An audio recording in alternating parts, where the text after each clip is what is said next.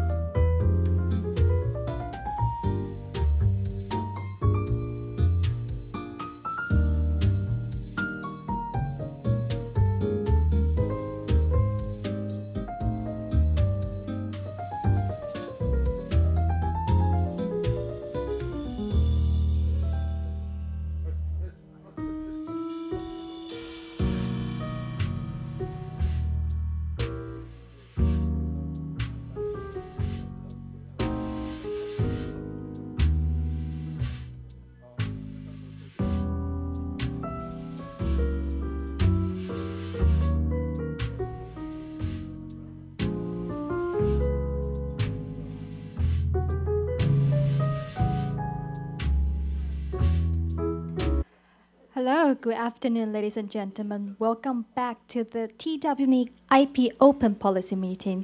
So here is our second half of our meeting. And next up, we will have the sharing from the cooperation SIG. So right now, I would like to hand my control to our moderator. So please, ladies and gentlemen, please help me in welcoming our moderator, Ms. Joy Chan, the Deputy CEO of TWNIC. Your applause, please. Joy, please. Thank you very much, and good afternoon to the ladies and gentlemen here on the floor, and also to my online audience. On behalf of TWNIC, I'd like to welcome you and kick off this afternoon session. This session, to start with, is unique for Cooperation Special Interest Group. A while ago, people asked me, what exactly does the Cooperation Special Interest Group does? And I want to share with you, it's really a special interest group that will cover a broader internet topics. some of the things that we have a lot of the interest are involving with policy, and that's exactly why we are here with the open policy meeting. We want to share the different view and also hear the feedbacks so we can help to make the policy better, to make our internet a more resilient, a more effective internet. It involves with the policy, and it also involves with the internet governance.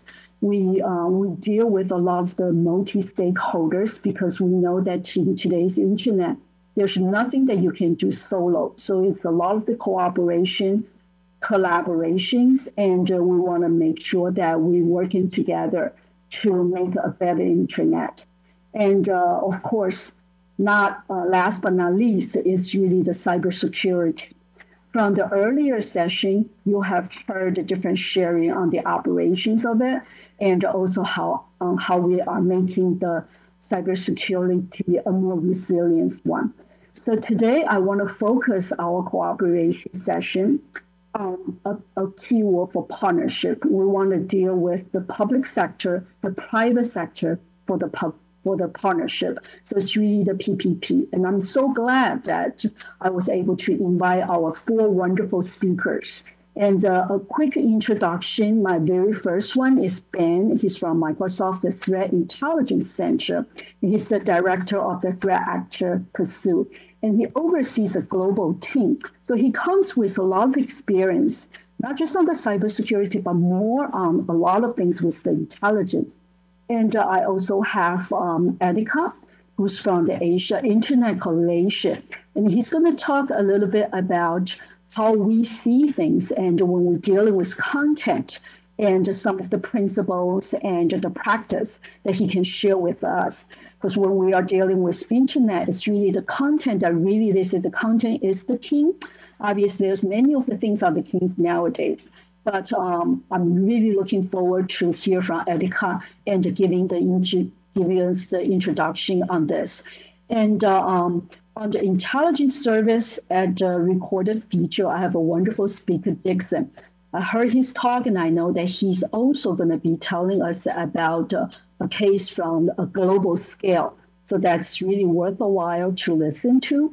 And the last but not least is from the Criminal Investigative Bureau, the CID, Huang Zhenqing, and he's from 刑事警察局，在科技犯罪防治中心。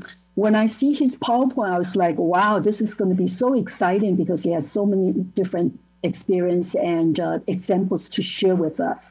So without further ado, let me pass the floor to Ben. And Ben, please, the floor is yours. Thank you. Thank you. Can you hear me okay? I guess first off, thank you, TWNIC, Joy, Kenny, for having us come out to present with you all. I do look forward to the next presentations. I looked at the activity from Recorded Future before I came, and it's definitely important activity for Taiwan. The hackers they're going to talk about are definitely ones that I think you should care about. But I wanted to talk to you today. I'm going to try and talk fast. I apologize for the translators. I have a lot of slides to go through. But I wanted to talk to you about emerging and enduring problems that we see at a world scale. So our team at Microsoft, my name is Ben Cole.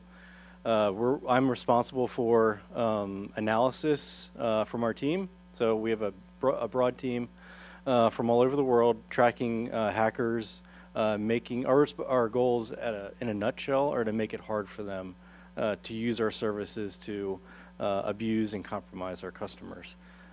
And with that, I wanted to talk about a few things from our hacker tracking over the past several years, new trends and trends that are still present to this day. So quickly, yes, I'm from Microsoft Threat Intelligence. Our team is responsible for tracking hackers that are using our services and abusing our customers. We do things like nation-state notifications, technical protections, so we're constantly feeding our intelligence into our products and services to make them better, to make them more resilient. and helping out our customers. In addition to that, we blog all the time. I'm sure you've seen a million of our blogs about hacking activity. Okay. At Microsoft, just to level it up real quick, we track hackers as different kinds of names. We track it this way so that you as a customer or a consumer who reads our information can easily understand who we're talking about. So when we say Blizzard, you might think actors from Russia. Actors from China are typhoons. So you've seen blogs about Volt Typhoon, Flax Typhoon. Those are Chinese actors. Within our team, we track hundreds of different nation-state activity groups from all over the world. We also have the mission of countering ransomware.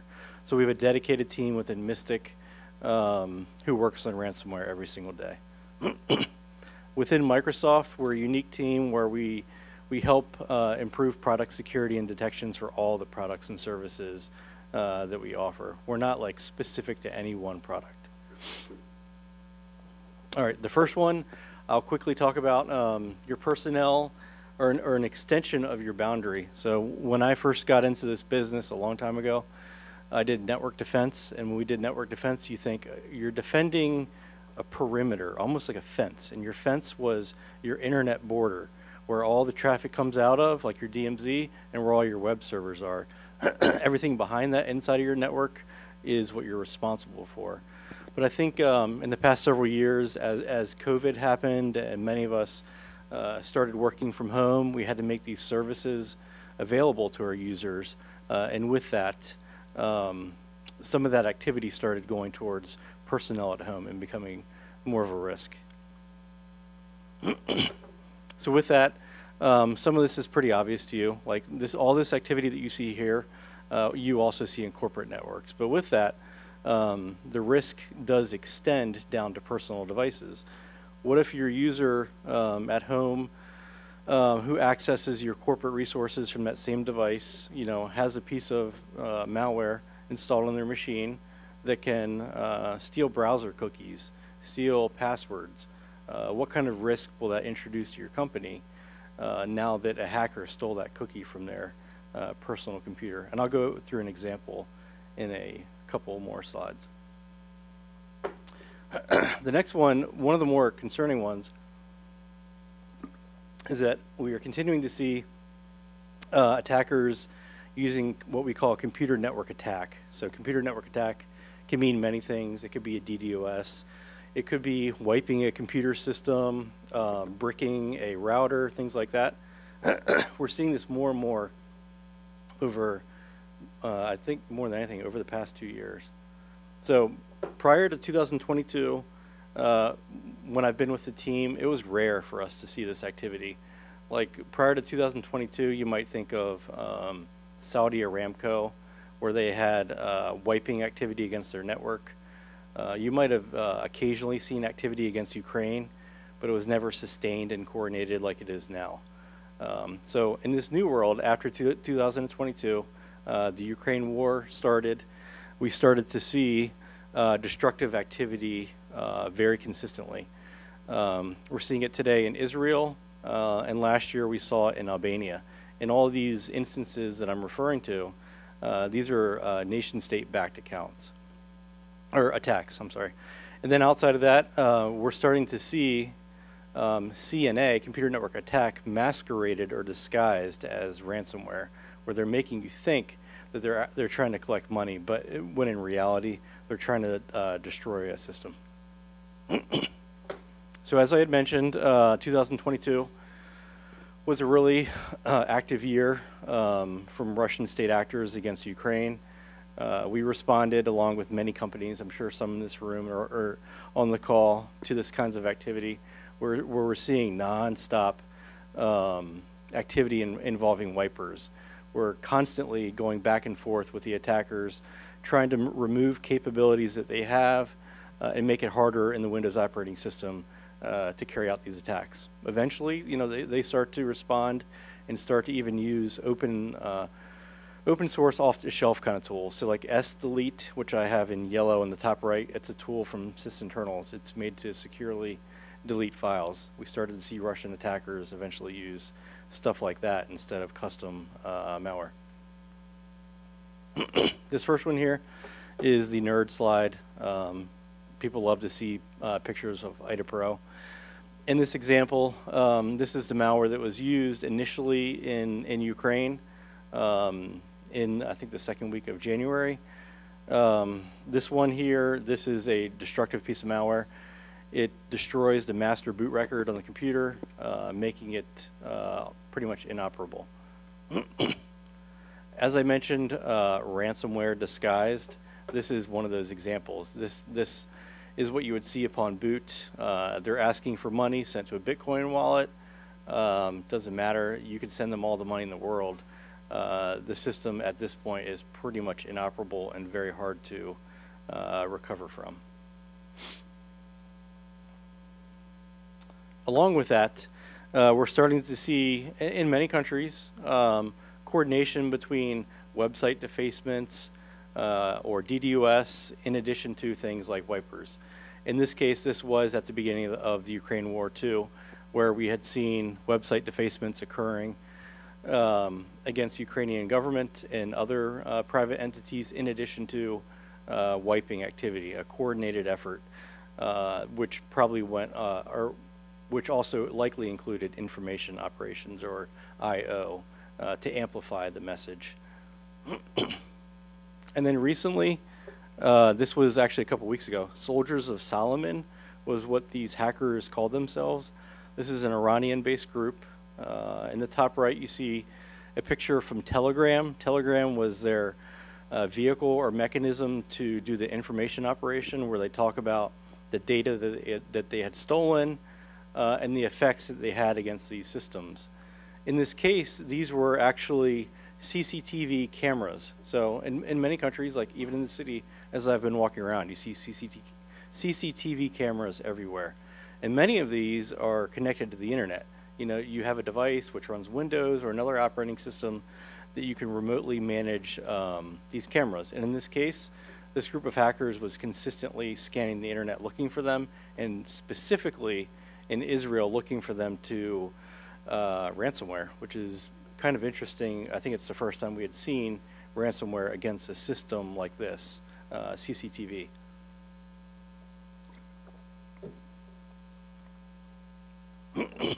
And as I mentioned on a couple slides ago, it's not all ransomware.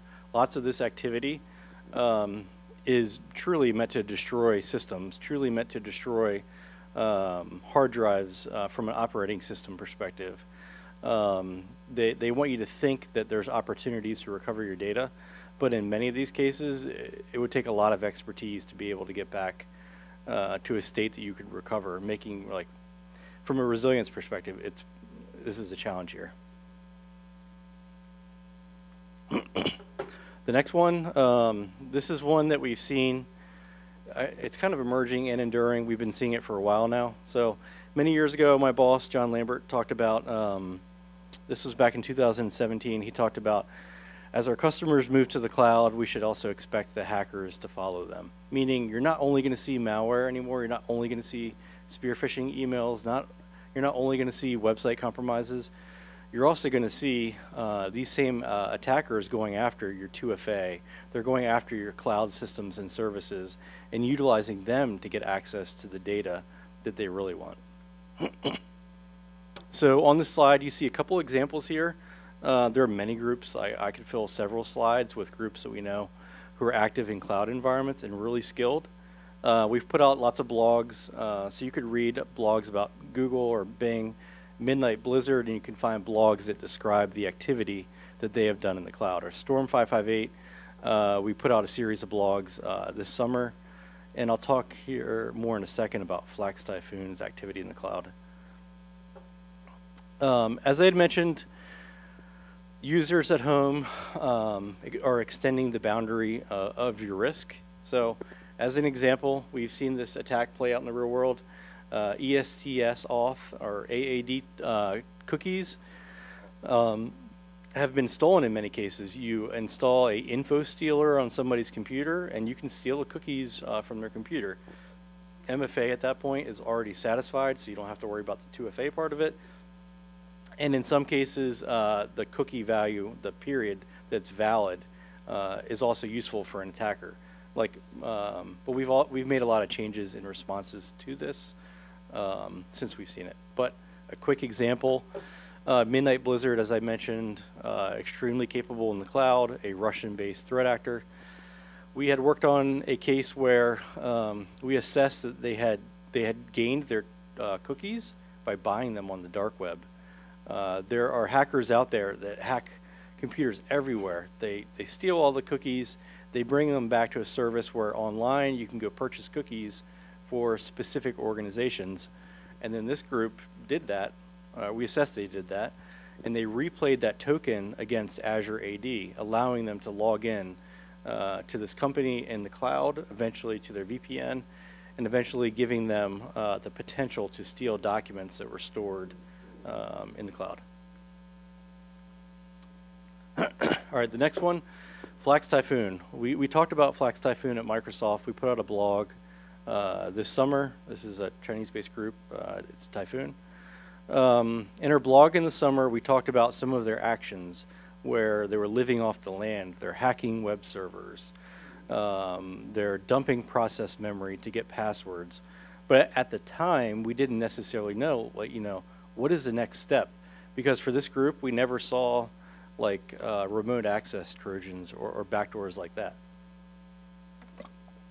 Further investigation recently, so the part in part 1 was what we had observed in the blog, but 2, 3, and 4 are the recent activity, wherein they were dumping passwords from these computers, these web servers, compromising credentials that are used in tenants within Azure AD tenants. So a customer signs up, they have a tenant in Azure for AD. In this case, they're gaining access to privileged accounts. From there, they're doing a couple things. They're creating their own accounts. Flax Typhoon is creating accounts in these customer environments.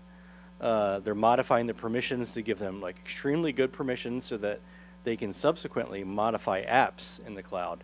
Now these apps or applications are only present within this these specific tenants. And these apps are further modified. They give them really enhanced privileges to be able to do things in the cloud that normal users might not do. Maybe using the apps to steal data, steal email, and things like that. So in essence, they're living off the land to gain initial access and eventually living in the cloud in these customer environments to steal their data. I mean, this is kind of unique in that we don't really see any beaconing malware. We don't see a Cobalt Strike infection. This is basic on the web server, and then they go right to the cloud and they stay there. The next one, I've talked about this before, I think at TWCert or CyberSec last year, but we're continuing to see compromises across the internet of SOHO devices or IoT devices. So think of like a Cisco router or a QNAP NAS that you have on your network to access images, or a camera or a MikroTik router that you have on the edge of your network at home exposed to the internet. That's not patched, that has never been patched, that hasn't been rebooted in years. Like, I think everybody in this room could probably say they have devices like this on their network, but maybe not exposed to the internet. But in this case, we're seeing many hackers do this across the entire internet. From there, they're building entire networks of these. So we've seen this at Microsoft. We track many of these kinds of networks, and they're utilizing this to further compromise their true targets. This allows them to exit or egress from a part of the internet where their target actually exists. So if you're a hacker in China, maybe you want to egress from France. So you come out of a router in France, which kind of defeats some detections that companies use. We've all heard of impossible travel. When you do network defense, like an IP is here, then there, you measure the time. Could a bird fly that fast? No. This is a growing problem for us.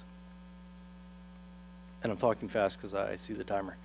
And the final one here is continued adoption of open source frameworks. So I've been tracking hackers for a very long time. Many of the groups that I had tracked a long time ago, you could almost know which group it was based on the malware that they had used.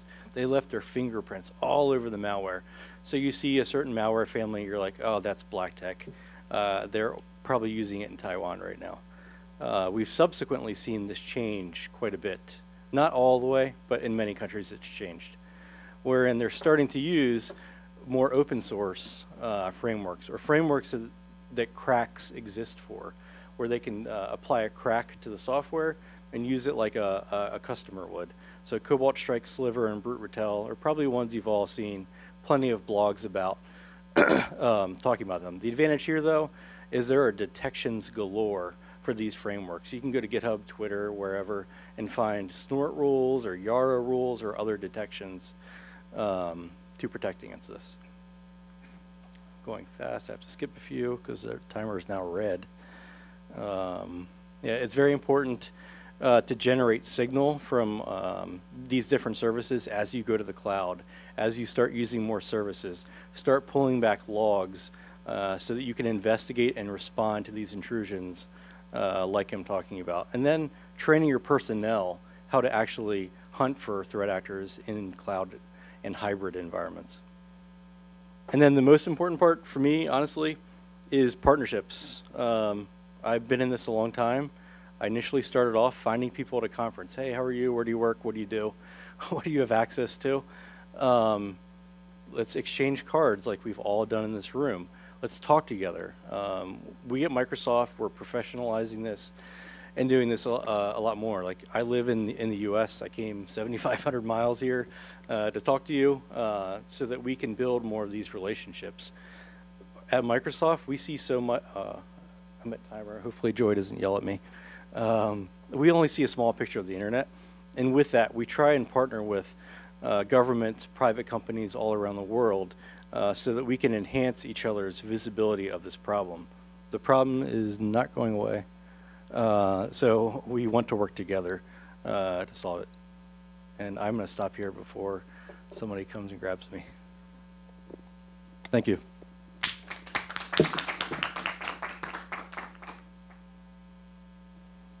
Any questions from the floor or from online? We should be able to maybe take one or two. Yes. Okay. I don't see any questions from online unless if there's anybody from the floor. Otherwise, I will suggest that we give a big applause to Ben. Thank you. Thank you very much, Ben. Okay. And we will pass this to our second wonderful speaker, Edika. Edika, you're on. Hi, everyone. Let me just try to share my screen very quickly, and then we can probably kick it off. All right. Thank you so much, Joy. And I'd like to thank the TWNIC for inviting the AIC to present today. Just a bit about myself before we start. My name is Edika. I serve as the Content Workstream Secretariat for the Asia Internet Coalition. And today I'd like to kind of take a step back and discuss the importance of intermediary liability, because we strongly feel that intermediary liability serves as a good building block to enhance cooperation and collaboration between industry, government, and even civil societies. Essentially, I think this presentation, there's two key main goals that we want to kind of share. The first is that clear intermediary liability rules can foster collaboration. So what we want to do is touch on the concept of intermediary liability, the trends, and some of the best practices. Second, we do want to talk about the importance of a multi-stakeholder approach. The AIC, we look over a lot of issues from cloud to e-commerce, and where I kind of mostly focus my time on is on content regulation, content moderation. So I'll probably share a few examples on the content moderation and how the multi-stakeholder approach has been very effective in regulating harmful contents. So just a bit on the kind of flow of the presentation today, a bit of introduction where I will shamelessly plug the AIC just to explain a bit more about our work. And then I'll touch about the AIC and our presence in Taiwan. Moving on from there, I will discuss intermediary liability. What is it? The landscape in Asia Pacific, and share a bit on AIC's institutional view. And then I'll leave you with some policies to consider in terms of global best practices before we give the conclusion and tie it back up to the collaboration and cooperation pillar. So just a bit about the Asia Internet Coalition. So we are an industry association, to those of you who are unfamiliar, we're an industry association of leading internet and technology companies, and we seek to promote the understanding and resolution of internet and ICT policies in Asia Pacific. So our members include some of the most innovative and prestigious technology companies in the world. And if I were to define our mission, there's basically two main pillars to it. Number one is we want to promote stakeholder dialogue, whether that be stakeholder dialogue with the government, among other industry players, or also with civil society. Second is that we do like to share on best practices. Given that we cover Asia Pacific as a whole, we've kind of seen the policies that work and the policies that are not that effective. So we kind of bring to the table when we meet with regulators on what are the best practices that is currently being employed in the world today. In terms of AIC in Taiwan, so we've been participating in dialogue and advocacy on a number of issues in Taiwan. Some of them includes the Digital Intermediary Services Act, the DISA, which will likely be reintroduced next year post-elections. We've looked at some with regard to OTT regulation, Child and Youth Sexual Exploitation Prevention Act, and also the Civil Servants and Recall Act. Essentially, what we've noticed in Taiwan and also globally as well, the threats have continuously evolved, whether it be scams and fraud, whether it's regarding to cybersecurity, or even to content moderation and regulation.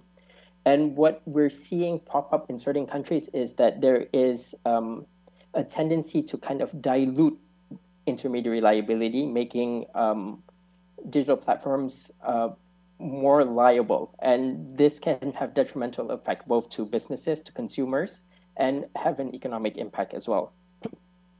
So to just bring that point forward, maybe I'll touch on the crux of this presentation, which is what is intermediary liability. So intermediary liability describes the allocation of legal responsibility that intermediaries for the content and activities of third parties using their services. Basically, there's two types of liabilities that we see in the world today. Number one is a strict liability, where countries hold platforms strictly liable for the material that's posted, even by their users. So one of the main concerns of this is that this approach can lead to platforms implementing more stricter self-regulation, and it can lead to censorship as they try to avoid legal consequences. The second is something known as safe harbor provisions. So this protects intermediaries from strict liability so long as they meet specific conditions, particularly when it comes to illegal or harmful content. They are made aware of this and they act expeditiously for this.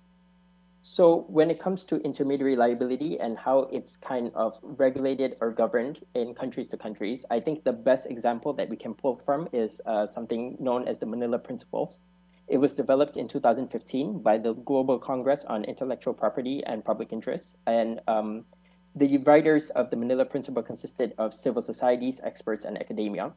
Some of the key things that they promote under the Manila Principle is that intermediaries should be shielded from liability for third-party content uploaded on their platform. Content must not be restricted unless there's an order by a competent judicial authority.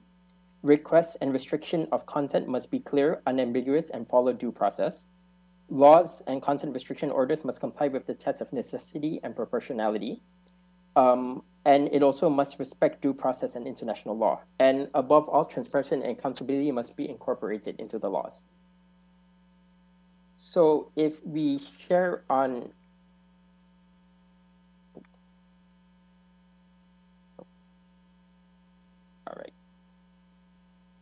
All right, so if we're sharing a bit on what we're seeing across Asia Pacific, it's very fragmented. There are some jurisdictions that generally establish that internet intermediary is not liable as a publisher of content, but they may become liable if they're made aware of this illegal content and fail to remove it within a reasonable time. There are also countries that are looking on the national security pretenses, where several countries have imposed liability on intermediaries for content made available via their platforms using national security as the main reason behind it. And there's also a sanctions regime, where we're seeing the likes of Thailand, Myanmar, Cambodia, Vietnam enacting cybersecurity measures to enforce additional penalties on intermediaries that don't moderate the content or the material on their platforms. So more recently, we've also been seeing the likes of Singapore and Indonesia introduce new regulations that created new elements of penalties on intermediaries, potentially involving fines and even service prohibition. When it comes to the AIC's institutional view on intermediary liability, there's a few things that we echo when we meet with governments. The first thing is that the proposal to subject liability on platforms, particularly criminal liability, is unnecessary and excessive, given that intermediaries are not data controllers. Similarly, the liability should not fall on employees of intermediaries, because this is not aligned with global norms and has a chilling effect on the business environment. And if I can go back on the importance of intermediary liability to promote collaboration and cooperation between government and civil society, when it comes to content moderation, there's usually three ways that content is regulated and removed. Number one is using artificial intelligence and machine learning. But more importantly, it's about building relationships with governments, regulators, and civil societies. If I can take an example of what's being done in Malaysia, where I'm from, is that our AIC members do meet with the regulators on a quarterly basis, and they discuss on some of the trends that are currently happening in terms of harmful material. On top of that, the regulators also kind of provide local context, additional words that can be fed into the artificial intelligence and machine learning to filter out illegal content. So in addition to this, working with civil society as well gives our members the kind of visibility on the floor on what needs to be taken care and regulated further on. And one of the things our members do is also they build a bigger regional team as well to meet these demands. And I would say this is one of the most effective ways that we've seen from a content moderation perspective. The others is that, of course, governments can make requests in writing, which will be reviewed, and it will be deliberated if the content is illegal or harmful. And sometimes the companies don't have to do anything because the content has been removed by the user themselves. But one thing that we do want to echo here is that clear intermediary liability rules plays a crucial role in fostering collaboration between private and public sector. So some policies to consider as countries are looking into their intermediary liability policies. Safe harbor is very, very good. It guarantees that as long as the online platform meets certain conditions, it's not liable to the acts of the users. And some nations and regions, such as the EU, has gone a step further, creating the Good Samaritan protection, where if the platform takes voluntary steps to address illegal content, they're rest assured that they're protected from any legal liability. And essentially, the importance of intermediary liability is that there has to be rule of law, clarity, and certainty when we're looking at this. And when it comes to takedown notices of any sorts of material, it should be done expeditiously when known that the content is illegal. And it's also having a clear procedure allows for businesses to operate, grow, and for companies to act on illegal content or material without risk of fundamental rights.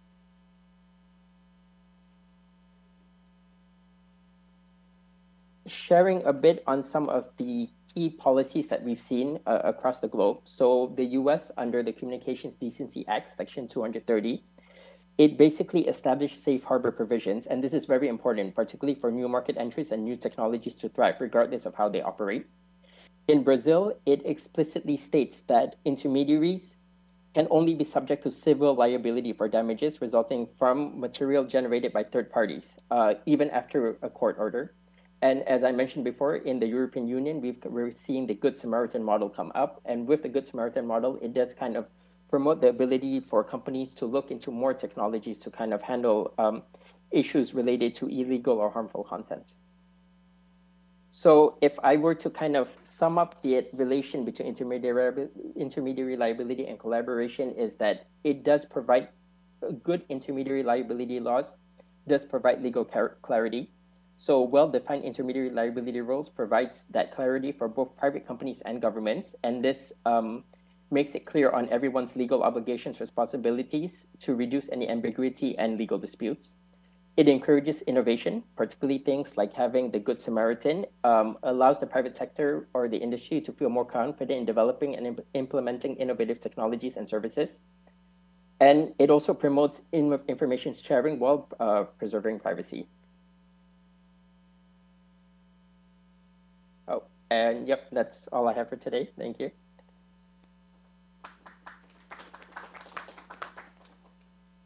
Wonderful. Thank you very much, Erica. I don't know if there's anybody on the floor that there's any questions you'd like to address to Erica. And, it's interesting to see that the Manila Principle was designed way back at 2015, as you mentioned. It's been a few years, and I was wondering if you can share with us that if you see, obviously, Malaysia has done great jobs, and if there's any room for improve from where you can see or you like to promote as the very first priority, maybe that will be my question after listening to your presentation.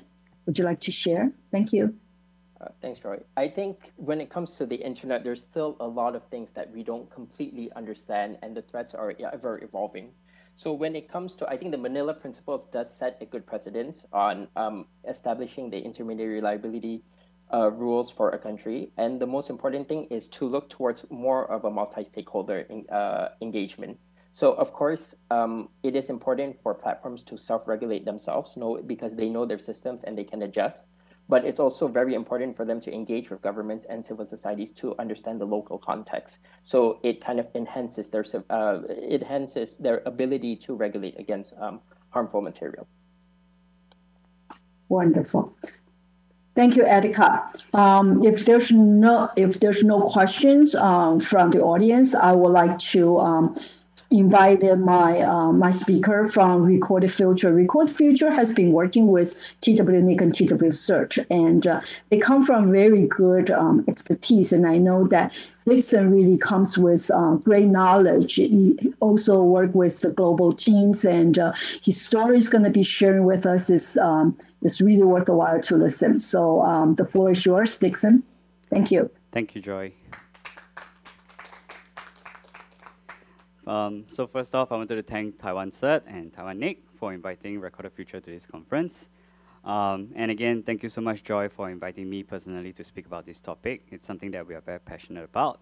And also thank you for staying up late, because we know you're in the US.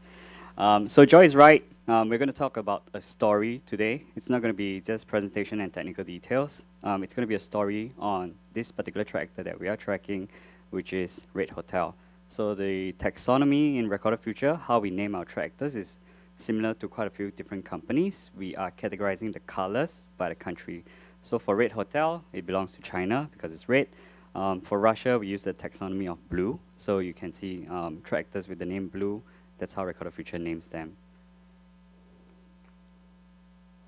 So today's agenda, we're going to talk about trends in the Chinese cyber operations, a little bit overview on Red Hotel, and some of their targeting tactics, techniques, and procedures, and what are some of the malwares that they are using pretty commonly. So short introduction of myself. I'm Dixon. I work with Record Future, and part of the responsibilities for my team is that we look after our clients, and we are an extended party of the clients. So think of us as consultants that the clients can reach out to whenever they have a need for cyber threat intelligence expertise. So the journey for, in particular, China has been a very long journey. So it starts with extremely high volume collection of different data sets and extremely wide targeting of different countries and different industries, which we'll go through later. It's a very messy journey from the beginning, but China has slowly consolidated their strengths into different regions. So different parts of China will be targeting different regions. And now we see a lot of similar topics from Microsoft earlier, the use of anonymization networks. So it's a lot harder to look at your firewall network logs right now and determine if a particular tractor is using that particular IP address. So some of the China core geopolitical objective is something that's interesting. We're going to talk about why there are so many different tractors that's targeting different regions. So some of the philosophies that the People's Republic of China started from the beginning is hide your strength and bide your time. This has been one of their philosophies that they have followed throughout the years. Another major reason is China wants to be a superpower. They already are. And part of the reason why they are pushing up those efforts is to actually achieve regional hegemony. So they have already had multiple investments over multiple places. I'm sure you guys are familiar with this Belt and Road Initiative. So those are some of the investments that China has already embarked on. Economic modernization, I'm sure you guys are very familiar with this as well. There's so many products that's just coming out of China, and there's a chance that like 80% of the stuff that we are using right now initially came from China as well. Military modernization is also another important aspect. The entire objective of China isn't going to be met with just everything else without military strength. So there are a lot of changes, and I think this is extremely relevant to the open policy meeting. And that is something that China has shifted their attention to, and that is actually advancing their OSINT tradecraft. So remember I mentioned earlier that the journey for China has been slightly messy in terms of collection and in terms of their targeting. And very recently, our INSEE group wrote a report on China's advancing their OSINT tradecraft. So they are actually trying to learn from the Western countries on how to collect more information and how would those information be able to benefit them in terms of targeting and other matters like that. So they are collecting from open source web crawlers, using AI as well. They have their own version of AI as well. And a lot of other details, like collection of firewall logs and placing sensors all around the globe is ultimately part of their original objective in the previous slide. So these are some of the known organizations that Recorded Future has tracked, and I just want to highlight two extremely important groups, and that is the PLASSF and the MSS. So Recorded Future has categorized a lot of them in different regions in China. Different regions in China are actually looking at different organizations as their targets. But today we're going to focus on Red Hotel, which is one of the threat actors that has been extremely persistent in multiple networks, as well as targeting Taiwan in particular. So Red Hotel, a little bit more about this Red Hotel. So we have observed for quite a fair number of years now that they were using some infrastructure based in China, specifically in Chengdu. They have a well-documented activity of multiple MSS link contractors. So why it's important to understand is that there were multiple people who are always linked to different groups, but for Red Hotel, we have already researched on them, and we determined that they are MSS link contractors located in Chengdu. So they have very close MSS ties to local universities, so this enables them to immediately be able to recruit threat actors right out of university, and not just recruiting any different threat actors. They're going to recruit the best of the best to build their capabilities as well. And Red Hotel, in Recorded Future, is known as Red Hotel. I think in CrowdStrike it's named as Aquatic Panda. Bronze University by SecureWorks, Charcoal Typhoon by Microsoft. I think earlier Ben was talking about Volt Typhoon. Volt Typhoon is likely also closely linked to MSS as well. So Red Hotel targeting by industry, we have observed them to be targeting academia and a few other government organizations as well. So over here, this is a picture of what you can see within Recorded Future. We are actually looking at different network telemetries, and this is actually highlighting who are the targets, who are the victims, and what are some of the infrastructures that's being used by Red Hotel. We do have a lot of TTPs on Red Hotel as well. So more recently, we are observing Red Hotel to be using very heavily on virtual private servers. Some of these servers are mentioned over here, AS Chopra, G-Core, and Kaupu Cloud Hong Kong Limited. So the entire diagram, what this is trying to illustrate is simply Red Hotel is being very persistent, as earlier illustrated by Microsoft. They will be using different proxy networks to do multiple hops to different organizations. And once they get access into their victims' environment, they will actually start to plant different malwares. And one of the malwares that we are observing is that a heavy use of ShadowPad, as well as Cobalt Strike types of malware on victim organizations. So let me run through some examples later. These are some of the other vulnerabilities that Red Hotel has been seen often exploiting. Why we decided to show this slide is fairly straightforward. We just want the world to know what are some of the vulnerabilities that are frequently being exploited by this particular threat actor. Some of the toolings that they are using, as I mentioned earlier, they are using heavily on ShadowPad, WinT, PlugX, and the beauty of working with MSS groups is that they would frequently want to share some information with each other, and so it makes it a lot easier for them to develop custom malware. So, which is something, some of the custom malware we have observed to be unique to this particular group is Spider, Funny Switch, Spry Socks, some of the other open source tools, as Ben mentioned earlier, Cobalt-Straw and Brew-Ratel. These are fairly commonly linked to this particular threat actor, and along with that, some other public available tools that they are using. So some of the observations that we have made is that I think back in September or August, we have observed Red Hotel campaign to be using a stolen code signing certificate belonging to a Taiwanese Chinese gaming company. And they were using this particular certificate to load the Brew-Ratel C4 that is using DLL site loader. And then this Brew-Ratel malware was being used to compromise certain infrastructure that's based in Vietnam. So those were some of the observations that we made. Second example, more relevant to Taiwan, is the use of TSMC's legitimately looking TSMC files. And while the user is opening these files and reading through the lines, on the back end, the malware is actually being deployed to the user's machine. So this is some of the methods that they have been using to compromise certain machines in. And we believe that in this particular attack, it was actually very targeted at Taiwanese users. So some of the mitigating factors that we wanted to share with the team is that develop a risk-based approach for patching vulnerabilities.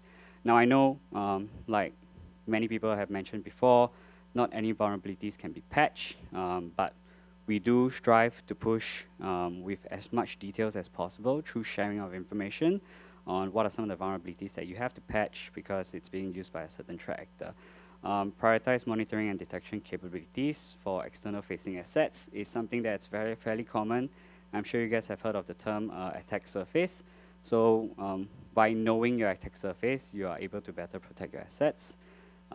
Monitoring of follow-on activities, such as if you see a credential leak of an employee out there, there is a potential chance that this particular credentials that has been leaked is going to be used for attacks in the future. And we do publish reports like this on a regular basis, and it's free to download. So if you guys head over to our websites, you will be able to get a copy of this report as well. The report will contain multiple details that would allow you guys to do further investigations on. So some of the other takeaways, some TDPs that we have provided, and this is a method that Recorder Future uses to conduct attribution to certain threat actors. So this is called the diamond model of intrusion analysis, and this is how we categorize how a threat actor is actually using different infrastructure, who are their targets, what are some of their capabilities. So this is a takeaway for some of you guys here who are doing frequent research. And also, again, like I mentioned earlier, we do publish a few reports, and this would be another report that we will find very handy for people who might want to know more. And that's all I have for my presentation. Thank you.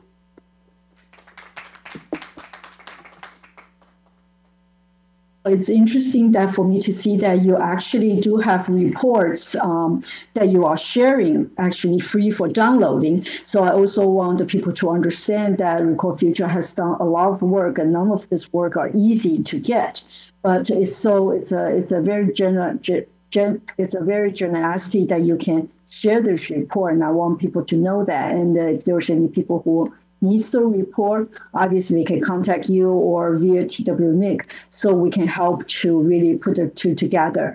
And I think that those reports are very useful.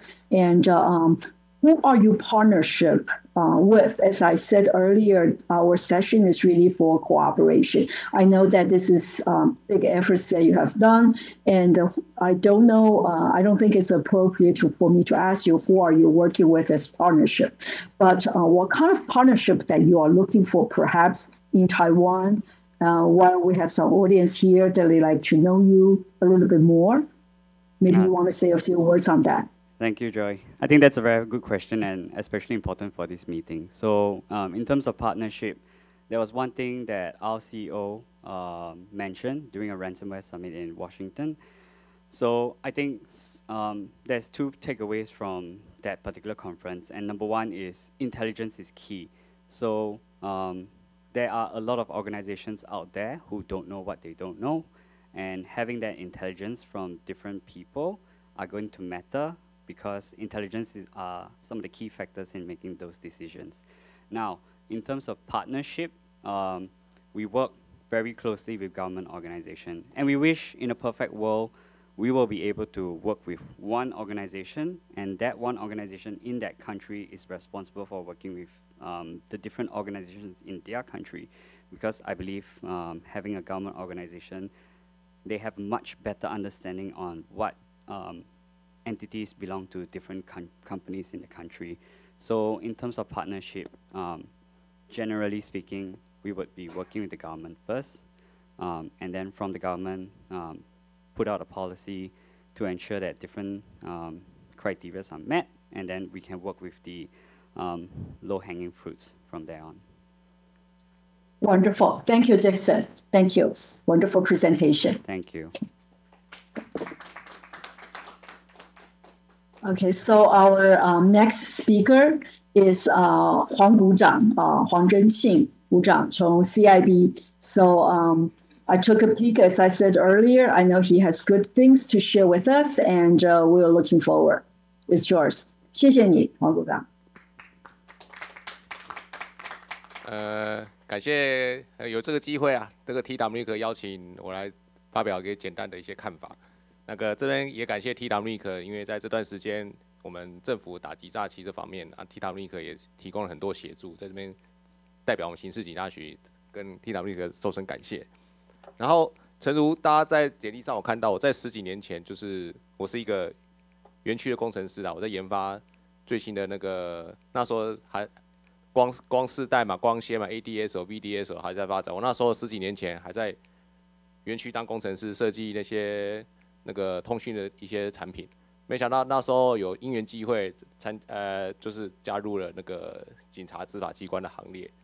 至今也10年了。但我现在就是这10年来有些心得，其实我就直接破题。我的题目就叫安全与平衡隐私的观点。我认为一个社会安全。隐私跟治安，这是一个取舍的一个观念这样子。然后第二个我的感想，这10年来的感想就是说，大家可能在10年前以为史诺登事件差不多那时候发生嘛，大家都以为说政府在拥有我们的个资，政府是一个 machine 啊，专门就是侵害，然后收集人民个资。可是现在这10几年来，我感想是，到底谁在收集我们个资是政府吗？比较多吗？还是说是骇客啊、诈骗集团呢？这是我目前的一个破题的感想。那我就接下来就简单的介绍一下。就正如我刚才讲的，10年前我还在园区当工程师的时候，那时候2G、3G 还正在发展，没想到在这短10年内，已经到5G 了，物联网这个观念。这个发展，这10年间发展是非常迅速。那随着大家可以看到科技的演变，从2G、3G、4G、5G， 各位一定也注意到犯罪形态也改变，对不对？从10年前说，我们还听到说有什么绑票啊，甚至什么，还会打电话啊，诈骗集团或是什么刮刮乐啊什么的，到现在这些东西都消失了，因为他们都演变了，他们全都是在利用最新的，刚才讲的最新的。通讯的技术就是所谓自通讯汇流，所以各位现在常听到的一些诈骗的东西，就是 APP 嘛，透过 APP 嘛，因为每个人都在用 APP 嘛。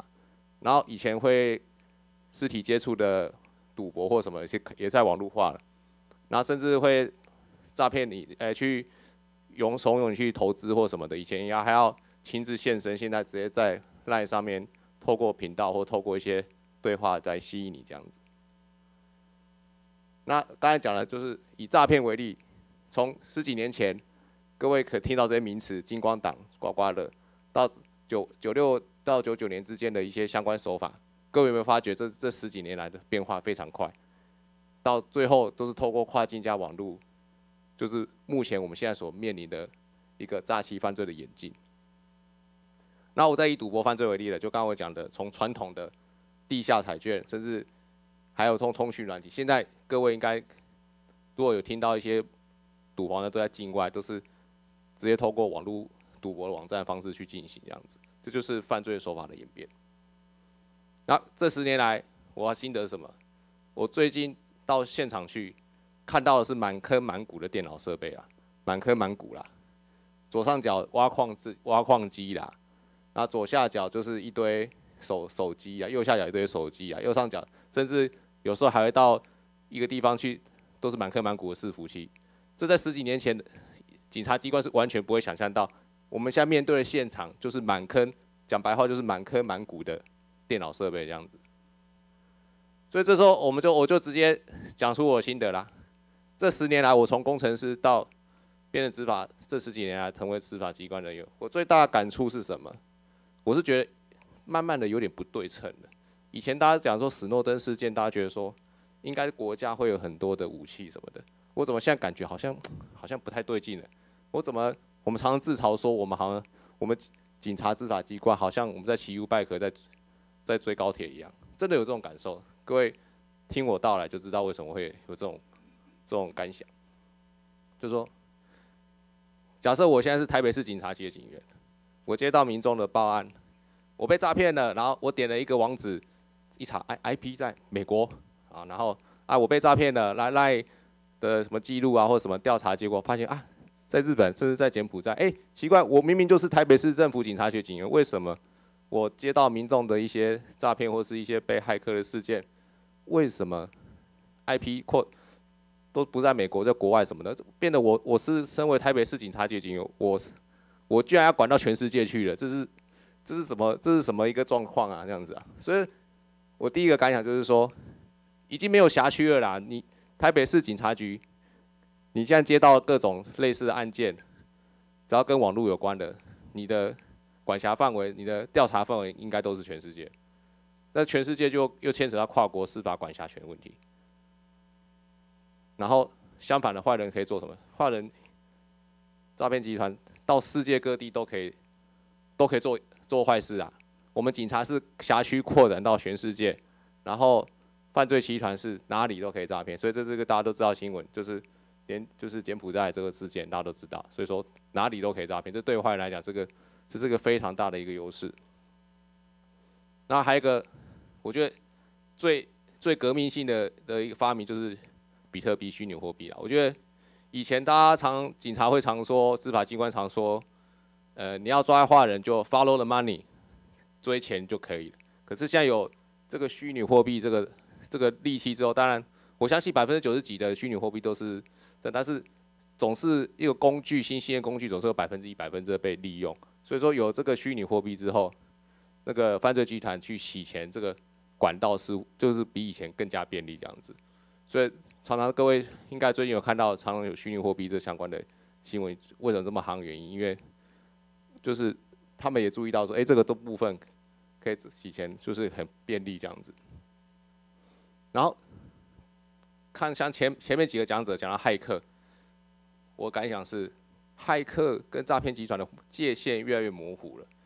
对我来讲，我觉得现在诈骗集团就是骇客嘛，他们做的事情就是骇客在做的事情了。所以说他们常常讲的社交工程、点连结，诈骗集团也在用啊。所以说骇客/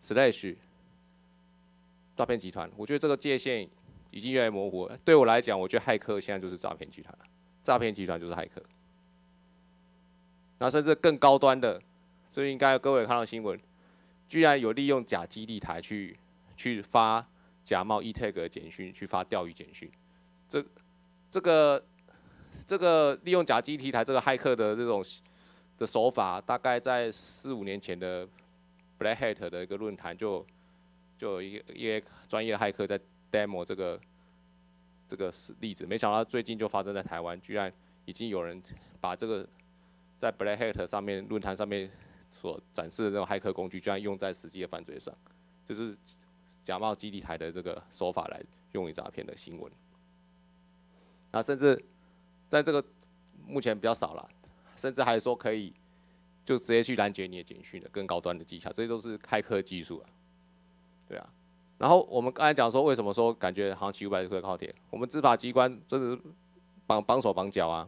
我们目前大家跟各位听到什么科技侦查法，才首次讲到说什么有关什么 GPS 啊，有关什么相关的一些侦查工具这样子。可是这些侦查工具，我说实话，在已经就是很多骇客集团或是诈骗集团都已经在使用，对不对？甚至还科技侦查讲到说，我们执法机关可以指木马去搜证。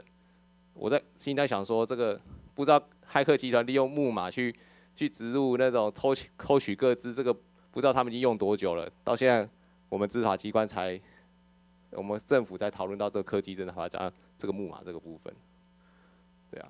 然后甚至还有一个很大的转变，这10年来就我刚才讲的隐私资料保护的意识的抬头，这就是一个新闻啊。这个你看很著名，就是苹果公司拒绝 FBI 合作解码那个手机的密码这样子，对啊，就是他居然可以因为隐私的理由去拒绝政府的请求这样。然后我们政府就说这段时间，因为电商或相关的通讯软体的关系，我们都不断的积极的寻求那个跟相关的合作。那这个新闻就是说讲到说，我们跟赖和公司合作，共同打击那种网络犯罪。为什么资料保护者？再举个例子，2018，只要大家知道 GDPR 这个事情，就知道说，2018年前，网络上的呼吁时可以查一个网址，就可以查到相关的个资，就是包括注册人资讯、地址、电话等等等。那因为资料保护的意识的抬头，因为 GDPR 关系，所以说相关的呼吁时的资料，目前都已经没有办法查到这样子。所以结语就是，我刚才讲破题，就是说，到底谁在收集我们个资？对，10年前那个史诺登事件，大家都以为政府在做监控什么的，我是觉得这样反过来了。对，就好像说之前不久之前新闻就说，那个相关骇客圈在兜售我们政府的资料这样子，那这是一个非常心痛事件这样子。没想到我们的个资就是这样外泄给的那个相关的犯罪集团等等。以上就我简单报告，谢谢各位。非常谢谢的那个黄部长啊！我想您从就是一个真的就像您所说的一个园区的一个工程师啊，然后走入这个执法机关呢，我觉得你带着这个工程师的这个非常的直接啊，非常清楚的说明一些事情，也让我们今天听到执法机关代表的这些心声啊，很真实。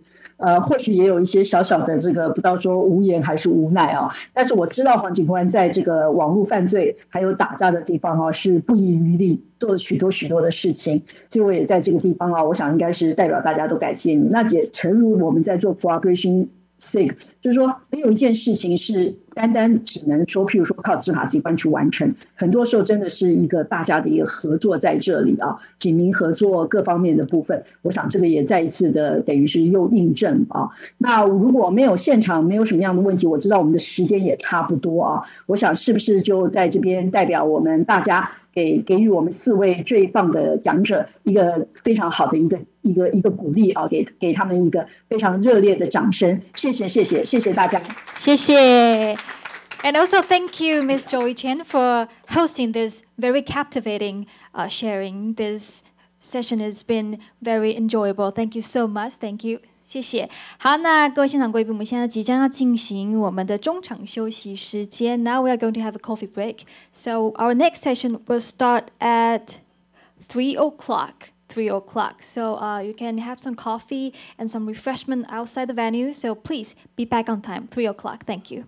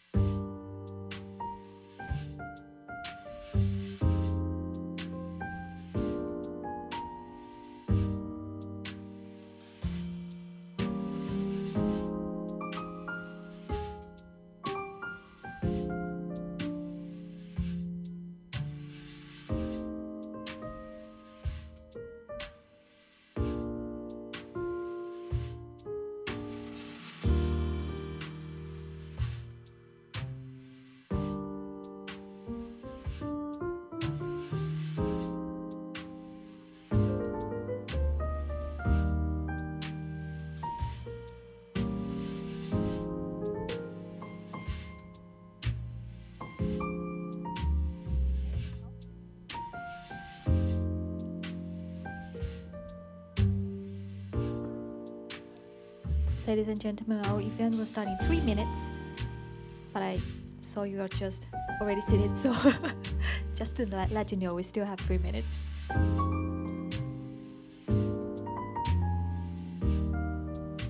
那我们下一个议程呢，是要由政策与法规特别兴趣小组来为我们做分享 ，Policy SIG。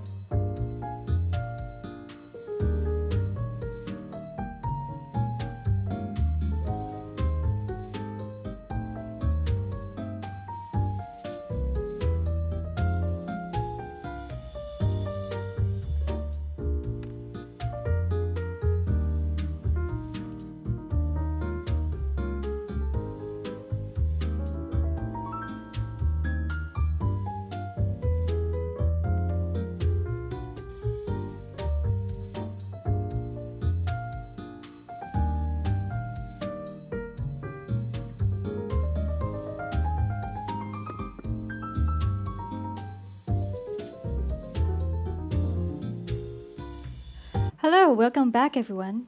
So now let's move on to our next session, which will be given by policy's sake. And to begin with the session, I would like to welcome the moderator, the director of TWNIC. Let's welcome 顾敬恒组长，掌声欢迎 ，please. Hello everyone, good afternoon. Welcome all of you to participate Policy SIG. Policy SIG is to the development policy which related the management and the use of internet number resources.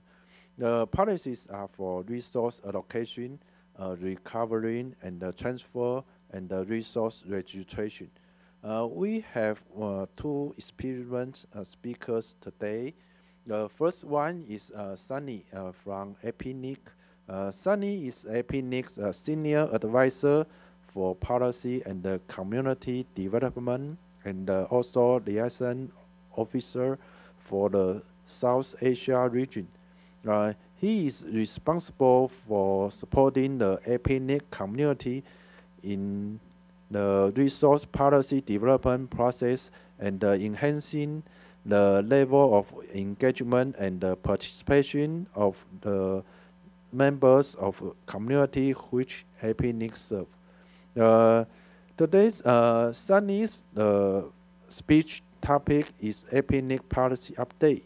Let's welcome Sunny. Sunny, it's your time.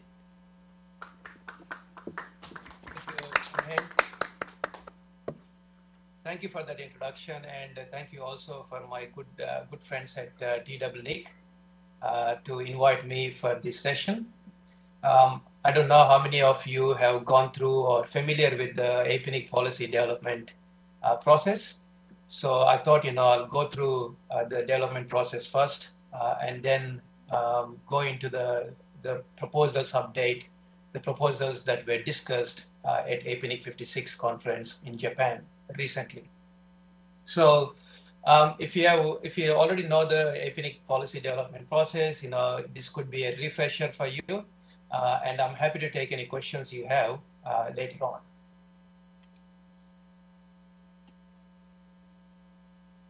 So to begin with, since we are talking about policies, it's important to understand, what is a policy, because we have various documents that get submitted to IPNIC conference.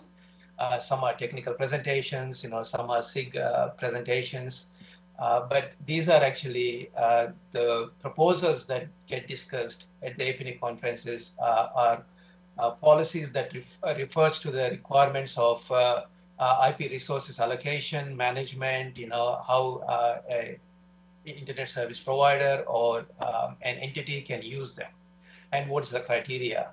And a proposal is just a formal submission of a thought, of an idea that people want to change something or implement something for the good of everyone. So that's a proposal, and that's very rough draft, that get presented to everyone in the community to discuss and then to ask questions, before it becomes a policy.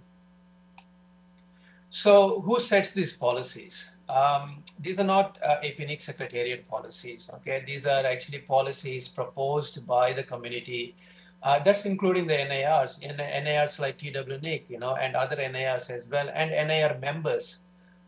They do propose, and they can participate in this policy development process, because this is for the entire Asia Pacific region, including all the NIR regions within the Asia Pac region. So what's Secretariat role? The Secretariat IPNIC's role in here is to actually help the open policy meeting, to facilitate, to help the open policy meeting, to help the authors to put forward the proposals. We guide them how to write the proposals, what's the language to use in the proposals, etc. And we Secretariat staff, we do not engage in voicing our opinion. So when I present the proposals that discussed at IPNIC 56 conference in Japan, I won't be expressing my voice. I need to stay neutral as a Secretariat staff. So I won't be expressing my voice, but I will read out what the proposal is. And you can actually go and visit the proposals, and you can make your own judgment or decision of what that proposal is and what you think of that proposal. Why do we need these resource policies? It's basically to resources the IP resources are public resources. Okay, we have a custodianship of managing those resources and distributing them, APNIC and NIR, including NIRs as well, in a fair and consistent process. So to do that, we need policies in place. Otherwise, I do whatever I feel like doing, and my colleagues will do whatever they feel like doing. That's not how it should be managed. It should be managed in a proper way, and these policies will guide the Secretariat, APNIC staff, NIR staff in managing these resources. And it's also to ensure that these number resources are provided or delegated as per the technical requirements of the networks. So we don't waste them, so it was wasted in the past, but we no longer waste them. We look at a request, we go through the request from the resource holder, and then we analyze and ask questions, what's the technical justification. APNIC's role is to provide information, like here, I'm presenting this information to you all. So that's my role as a policy officer at APNIC, my provide information to you or to the community, whoever requests that information. To support the policy SIG, I'll talk that in a bit in later slides. And also to help the authors, as I said, with the wording of the proposals, sometimes they don't know how to write it, or they may have an idea, but they don't know how to put it in a format that to discuss with everyone. And also once the proposals are agreed by everyone, and when the time comes to implement them, it's our role to implement those proposals into policies and then educate the community of the changes of those policies. So the APNIC policy framework is that we have a policy SIG. Ching Heng Pu, just in his introduction, he said that this is a policy SIG. So we have a policy SIG at APNIC, and the policy SIG have a charter, and this is the charter of the policy SIG at APNIC. I'm not going to read it. You can read it. I hope you can all see the wordings on the slide. You can read it. But basically, it facilitates the process of discussing anything related to the internet number resources, not the financial side of it, not the membership fees, but just the resources part only. And a SIG, you said policy SIG, right? A SIG is a special interest group. It's a forum. It's forum for everyone to come together, and it's formed by the community. They are the ones who said we need a special interest group to discuss the resource policies. So that's a forum. They formed it, and this forum actually encourages the discussion of proposals, encourages the submission of proposals, and encourages to make changes to the current policies as well. And anyone can join this SIG. There's no fee attached to the SIG. You don't have to pay anything. It's free and open for anyone and everyone to join and take part in this SIG. And this SIG actually happens at APNIC conferences, but they also have a mailing list and online discussion forum that you can join and discuss the proposals. So these are the current SIG chairs. The chair is Bertrand, co-chair Anupam, co-chair Shaila. They have two co-chairs and his chair. All these three people are elected by the community, and they are the ones who organize these open policy meetings at APNIC conference twice a year, once in February and the other one in September of every year. And my role is the secretariat support. I provide support to these individuals and to the entire community, to the policy SIG and open policy meetings as well. Now, the policy SIG, when they facilitate the open policy meeting, the proposals get discussed. So how do the community members come together and discuss and agree on those proposals? We have a consensus making process.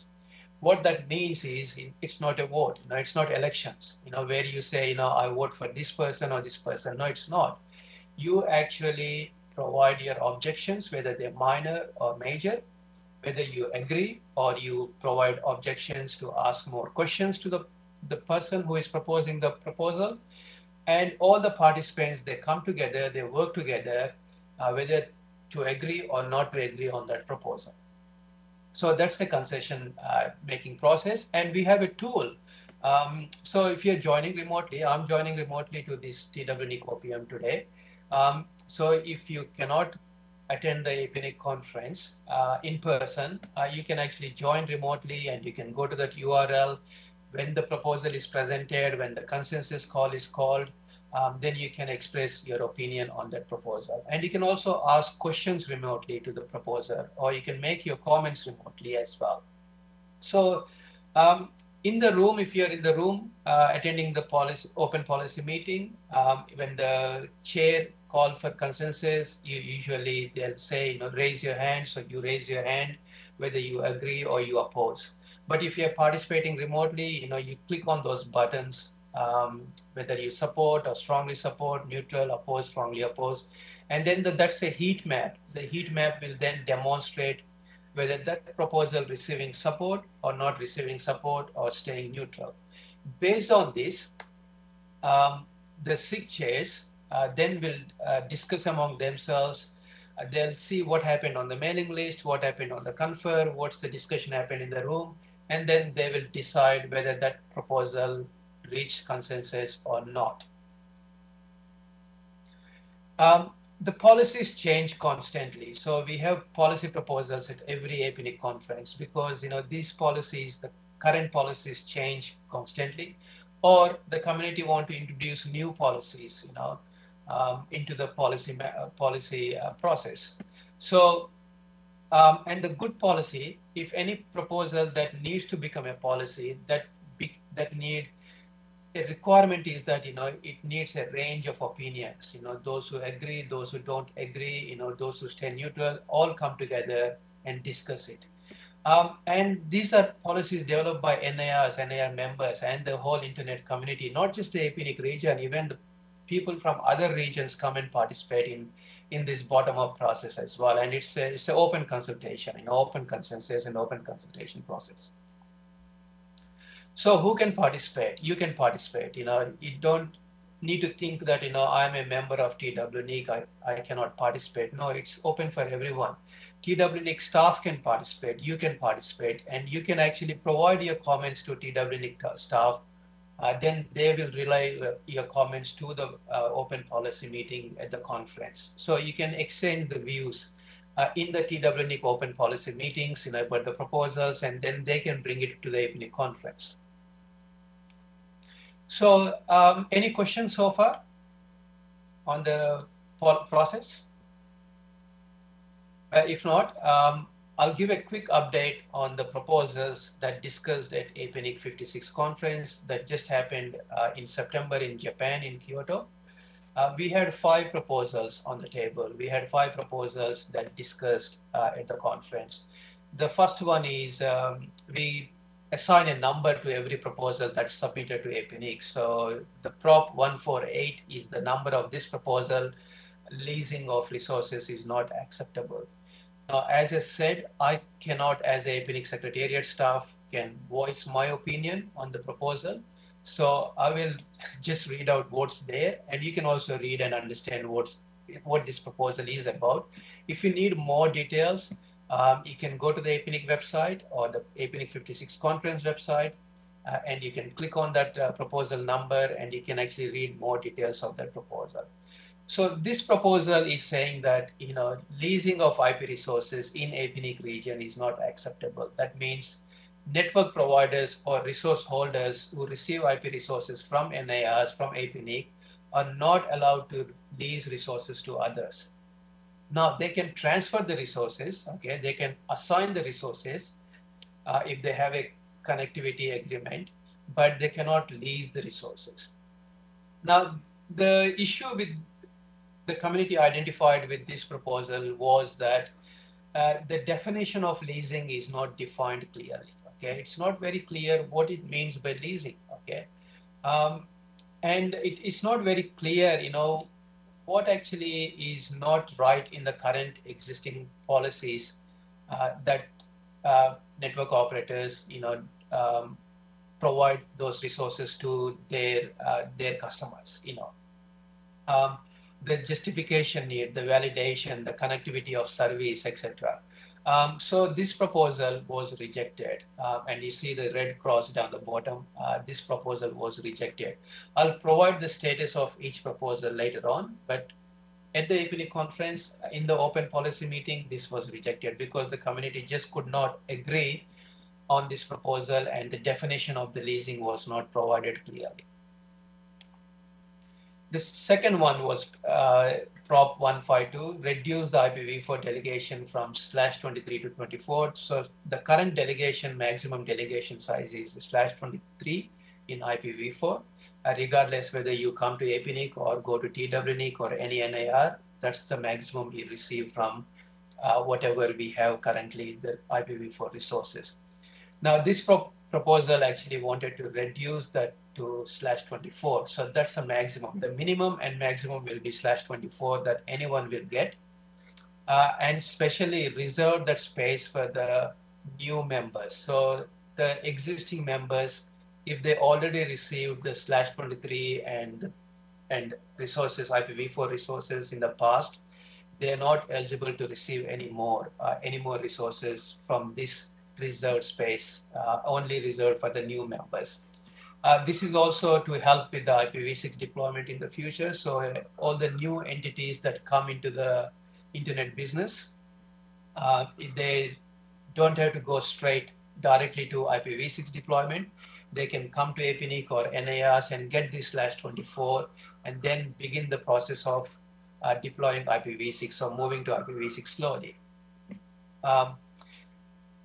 And this proposal also, if it reached consensus, was applicable to NIR account holders only. So not just IPNIC, but NIR members will be complied with this policy if it was approved. But it was not approved, it was not reached consensus. So this was also rejected on the basis that the clear justification is not provided for this proposal. There's two proposals on this page, Prop 153, proposed changes to PDP. This is actually making changes to the actual policy development process. There's a little bit ambiguity, there's a little bit confusion in the development process regarding when a proposal can be submitted, what are the deadlines, when can a proposal can be resubmitted, etc. So this proposal was bringing that clarity, but look, the community thought, the current PDP process is good enough, everyone understands it. They said, they don't have to make any changes to the current process, so this was also rejected. Basically, did not reach consensus. The next one is Prop 154, resizing of IPv4 assignment for IXPs. The wording here is just a summary of the proposal, but I suggest that you actually go and read this proposal because there's a lot more explained in the proposal than what you see on the screen here. It basically says that,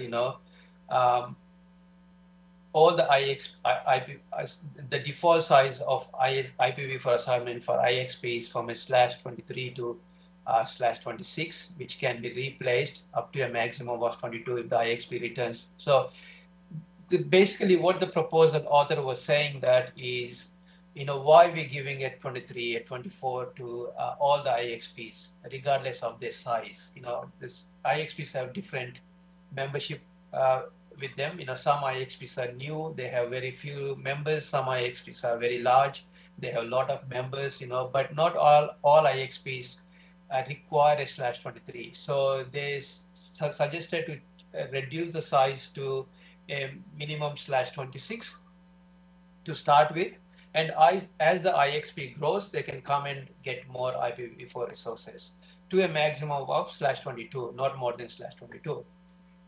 But this proposal was also not accepted, not agreed by the community. So both these proposals got rejected. The last one, the fifth proposal that was presented was Prop 155, IPv4 assignment for associate members. So currently the associate members I don't know how many of you familiar, and I don't know whether you have the same level of membership at TWNIC, but at APNIC, all the request holders will start from associate member. So they become associate member, that's the base membership. And then they can request, as part of the associate member, they can request AS number, but they cannot request IP resources being an associate member. Of course, they can request IP resources, but once they're qualified and they receive IP resources, IPv4, IPv6, then their membership tier will go up, change to very small, and etc. But this proposal is saying that the assignments for the provider independent networks as an associate member, they can request IPv6 allocation. And they don't need to become a very small member. They can just stay as an associate member and not need to pay any fees as well. So this proposal is very interesting. It's actually not really talks about the membership fee, but it implies that the membership fee is attached to this proposal. Okay, so they made a recommendation in the proposal for the EC to consider the changes to APNIC membership tiers and voting rights in that membership document. And according to this proposal, whoever received this IPv6 independent address space cannot be transferred. So those IPv6 resources, if they receive it, they have to use them. They cannot transfer to others. So they're non-transferable. If they don't want to use it, they return back to NIRs or back to APNIC. Now, this proposal actually reached consensus. Everyone agreed that this is a good proposal. But because this proposal also relies on the membership fee tiers and the voting rights of that associate members, it is now up to the APNIC EC to discuss and to whether they agree or disagree on this proposal. So every proposal that get discussed at APNIC conferences, when they reach consensus at APNIC open policy meeting, then they have to reach consensus at the APNIC member meeting or APNIC general meeting, which will be on the following day at the conference. When it reaches at both these sessions, then that proposal goes back to the community for further discussion, for a final call for comment. And if everyone agrees, then it will be sent to the APNIC executive committee, or executive council, sorry, for their endorsement. Okay, they have to endorse each and every proposal that's been agreed by the community. Only after they endorse the proposal, that will become a policy and goes for the policy implementation. So the status of all these 5 proposals, the first one, leasing of resources is not acceptable. It did not reach consensus and it got abandoned at the conference because the community just don't have any interest to pursue that proposal any further because it was presented multiple times and they're not just interested. So it got abandoned. So it's not going to come back, or maybe it will come back with a different wording, different terminology, I don't know. The other 3 proposals, 152, 153, 154, they did not reach consensus at APNIC conference, but they are sent back to the community for discussion. So these 3 proposals may come back to the next conference with a new version based on the community feedback. The last one, 155, is sent to the APNIC Executive Council members for their endorsement. And we are waiting for the EC, APNIC EC, to endorse that proposal. I don't know what would be their call on that proposal, so I'm waiting for them to let me know. So this is the status of the proposal. Now, how you can participate in those 3 proposals that's still under discussion is by joining the Policy SIG mailing list. There's a URL there. I shared my slides with TWNIC staff. I think they will upload that to the conference website. You can access them. You can review the proposals by going to that URL. You can go to the proposals, those are under discussion, and actually have a look at it. And then you discuss with your peers, your colleagues, and see whether they all agree with it or what changes need to be done to that proposal. And you can share those your reviews with the TWNIC staff, and then they can share at the APNIC conference. Now, I suggest that you take part in these open policy meetings at APNIC conference, at TWNIC OPM, and have your say in this policy development process. So thank you, and thank you once again, and I'm happy to stay and take any questions if you have any. Thanks, Sunny. It's a wonderful speech. It's all about APNIC, the policy development process, and the policy update in detail. If there are any recommendation or suggestion or questions about the policy proposal Sunny mentions, and I think there are some policy proposal will be discussed in the APNIC meeting. I think we will bring Taiwan TWNIC communities' opinions to APNIC for some contribution. And if there, okay. Sorry, Ching-Heng, if I may, you can speak in your own language. Ask them to ask questions in your own language. You can translate to me. Okay, it's no problem. Yeah. So maybe we have more collect more comment related to the policy proposal, and we can join the APNIC meeting next time. Yes. Thank you very much. And if there is no questions on site or online, let's give a big applause to thanks the Sunny again, and to thanks the Sunny's speech. Okay, thank you very much. 我们下一个演讲者是TWNIC 王彦杰工程师。那他会为我们介绍 TWNIC Policy 还有 Service Update。那我们掌声来欢迎王彦杰。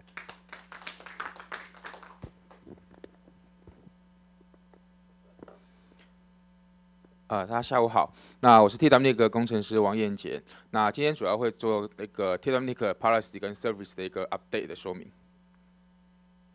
好，那 TWNIC 呢，目前我们这边今天的 agenda 大概会分为3个，一个就是 TWNIC 的 policy 的一个 update， 那还有 TWNIC 目前的一些统计的一些资料状态，那还有 TWNIC 做办的一些活动啊，还有我们的教育训练等等的。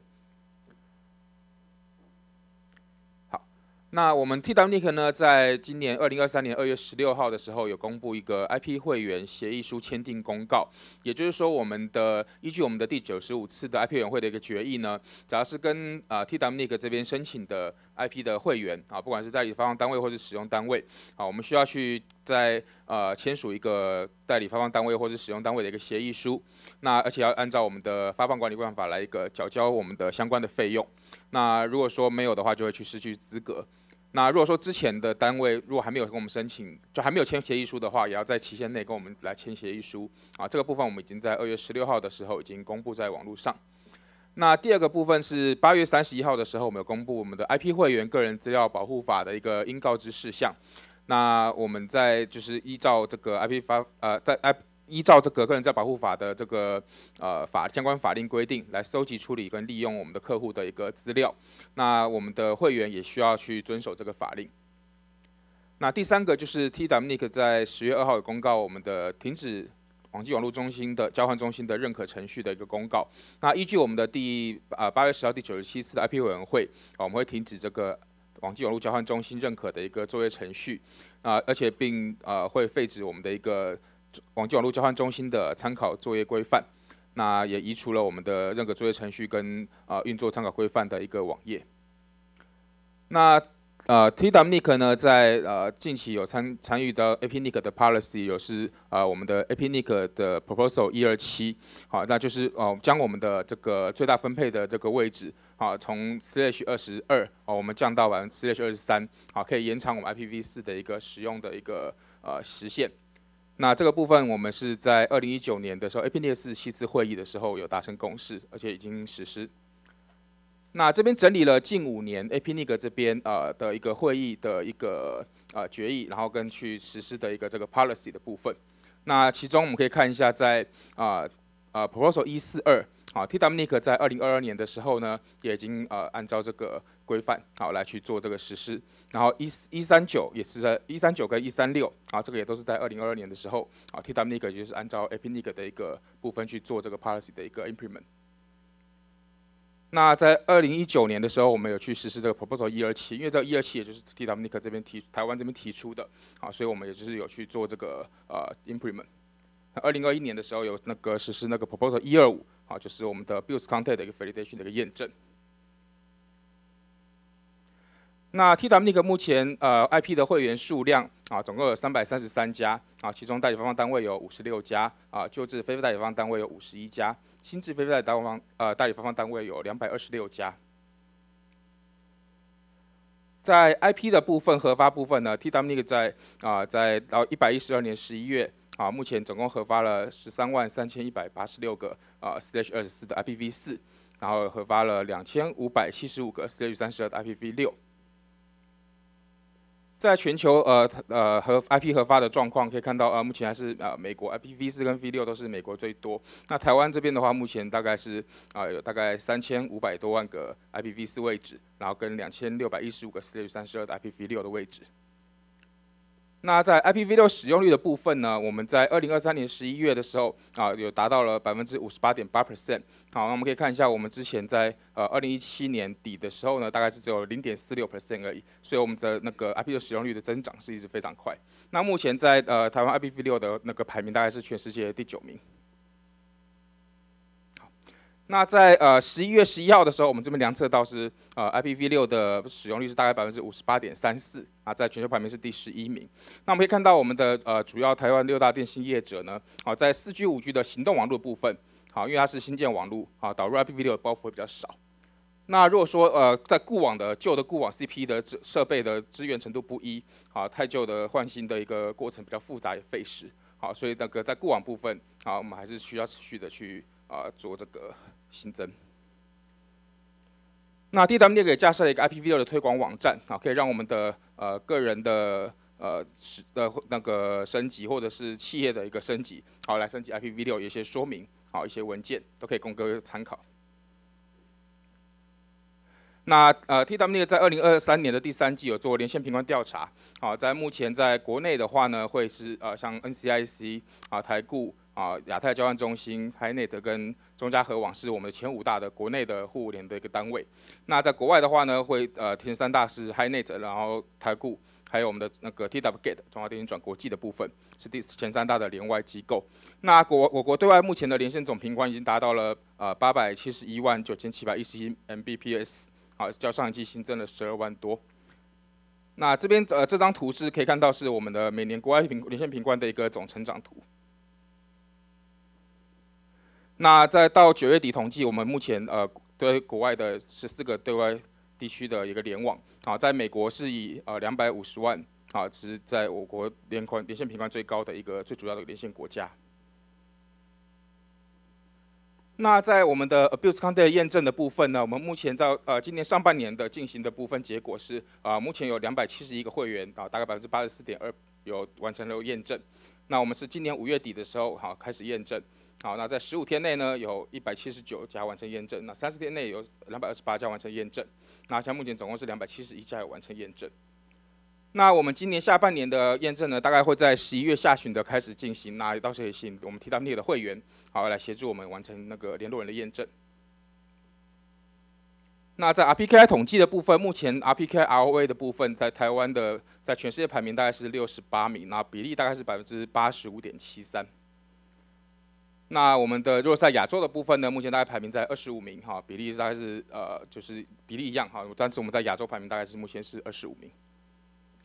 那在 ROV 的部分呢，就是做那个 validate 那个验证的部分。好，目前台湾 ROV 的比例大概是70.42%，在亚洲的排名是第3名。那刚刚讲是台湾的部分，那如果是整个TWNIC 这边来看的话呢，我们目前在那个 IPv4 的 preface 的一个 routing 的部分，已经是有 valid preface 有到97.7%，那在 V6 大概有到97.9%。好，就是我们台湾 TWNIC 这边的推广还是非常的是很有那个帮助的。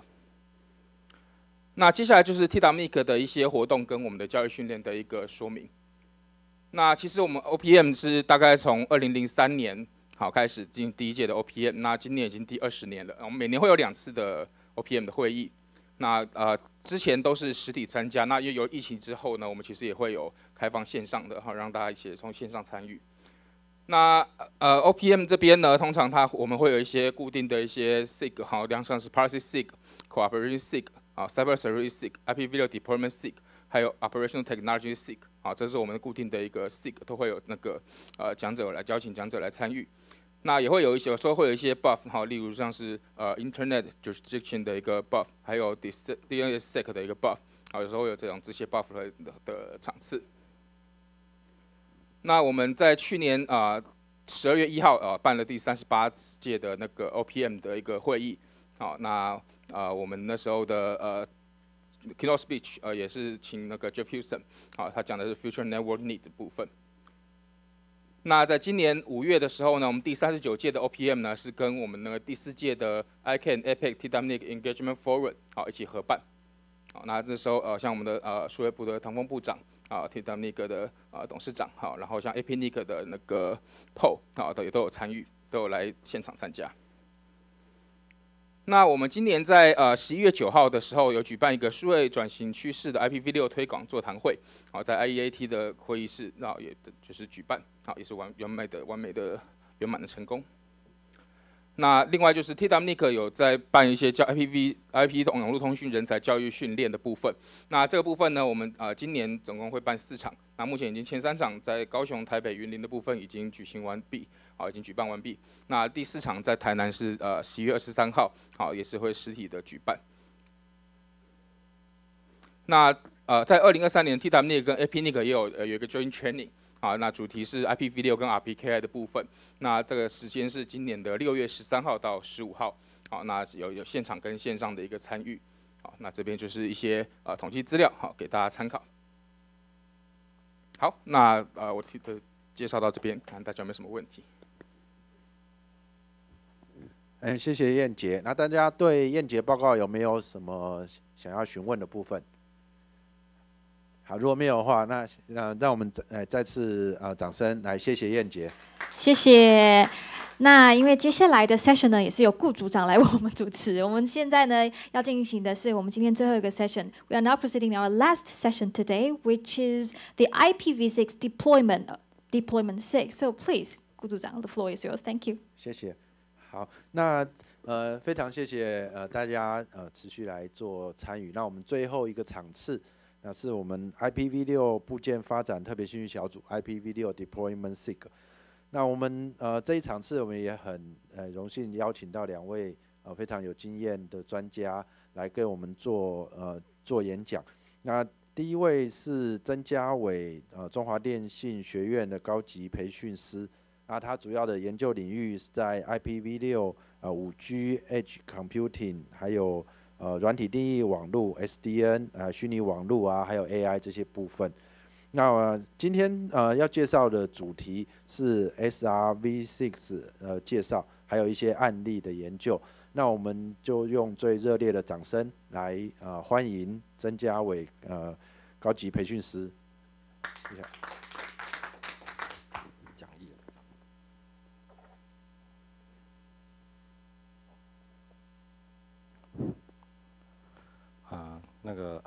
现场还有线上的各位大家好。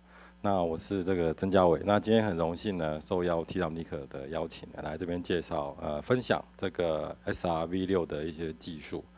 那首先在介绍这个部分的时候呢，其实我们要先探讨的是说，它是一种路由的技术。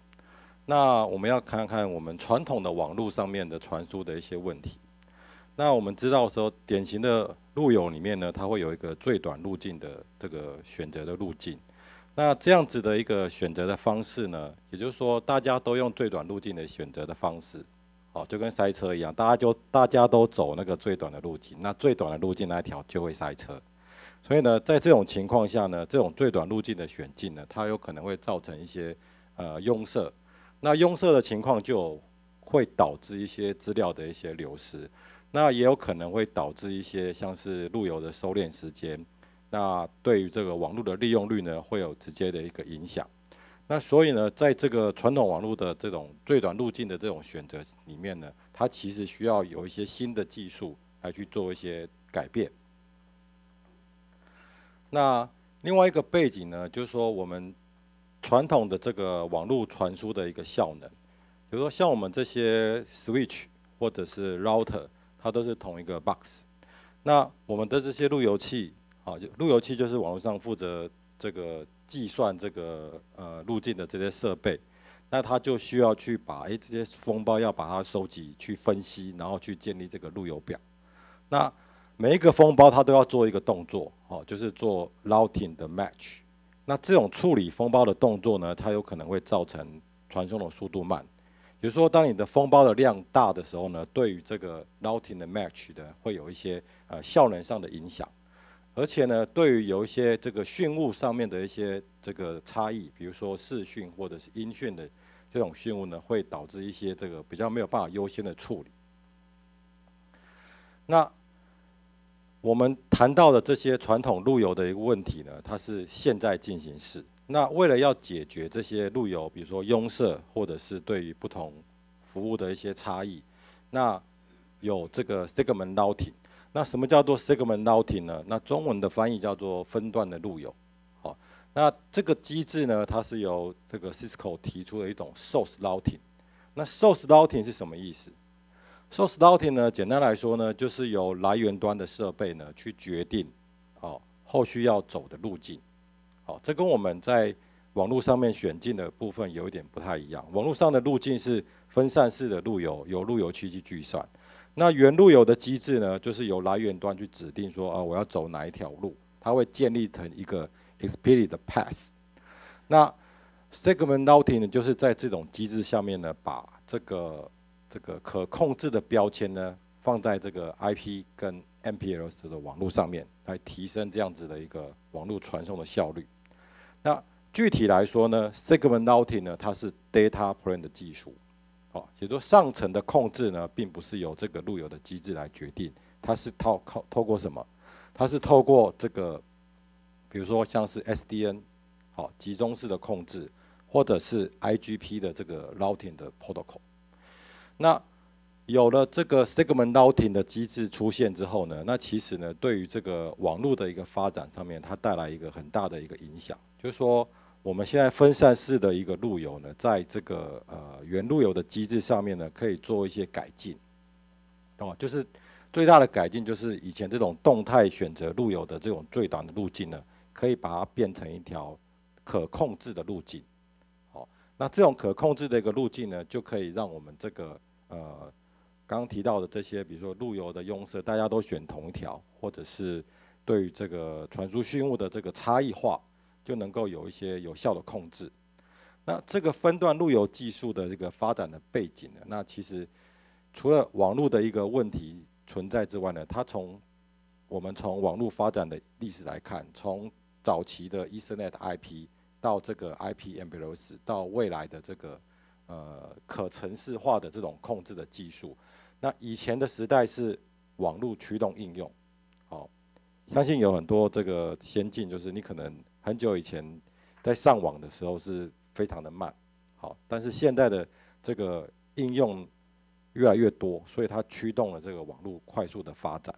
以前呢是透过流量工程，透过这个资源预留的方式去建立这个要保留给哪些优先的讯务。那透过阶层式的这种路由的架构呢，去慢慢的去把路由的这个架构建立起来。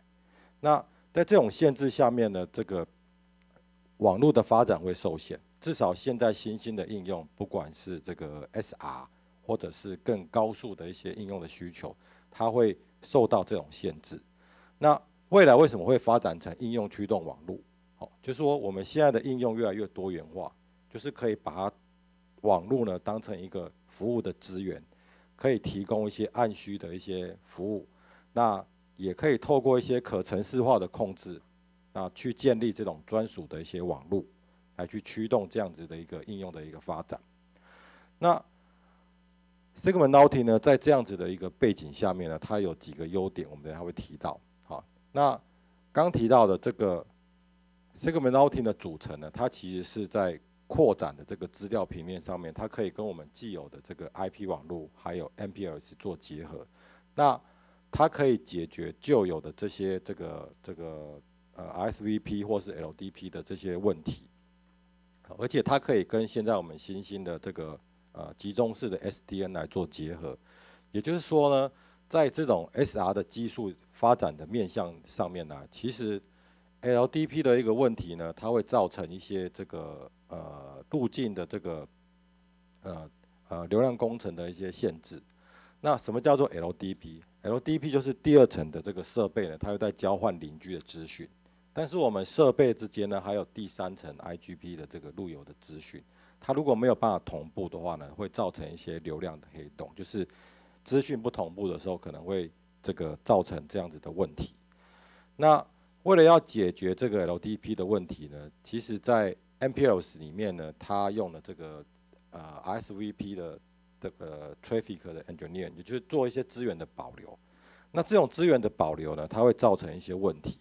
好，第一个问题就是说，我要保留一条路径，好，让我的讯务去传送。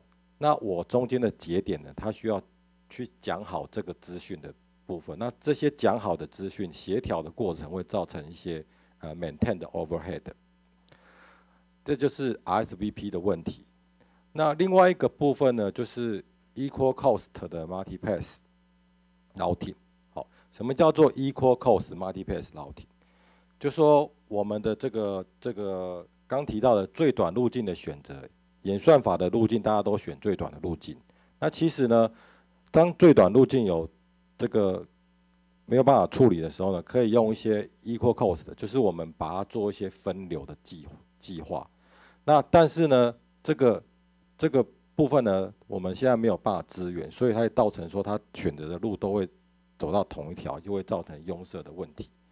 那 SR 的技术呢，主要是它不需要这个复杂的信令，它可以透过 SDN， 也可以跟 IGP 去做结合，也不需要再用 LDP 去建立这个邻居的关系。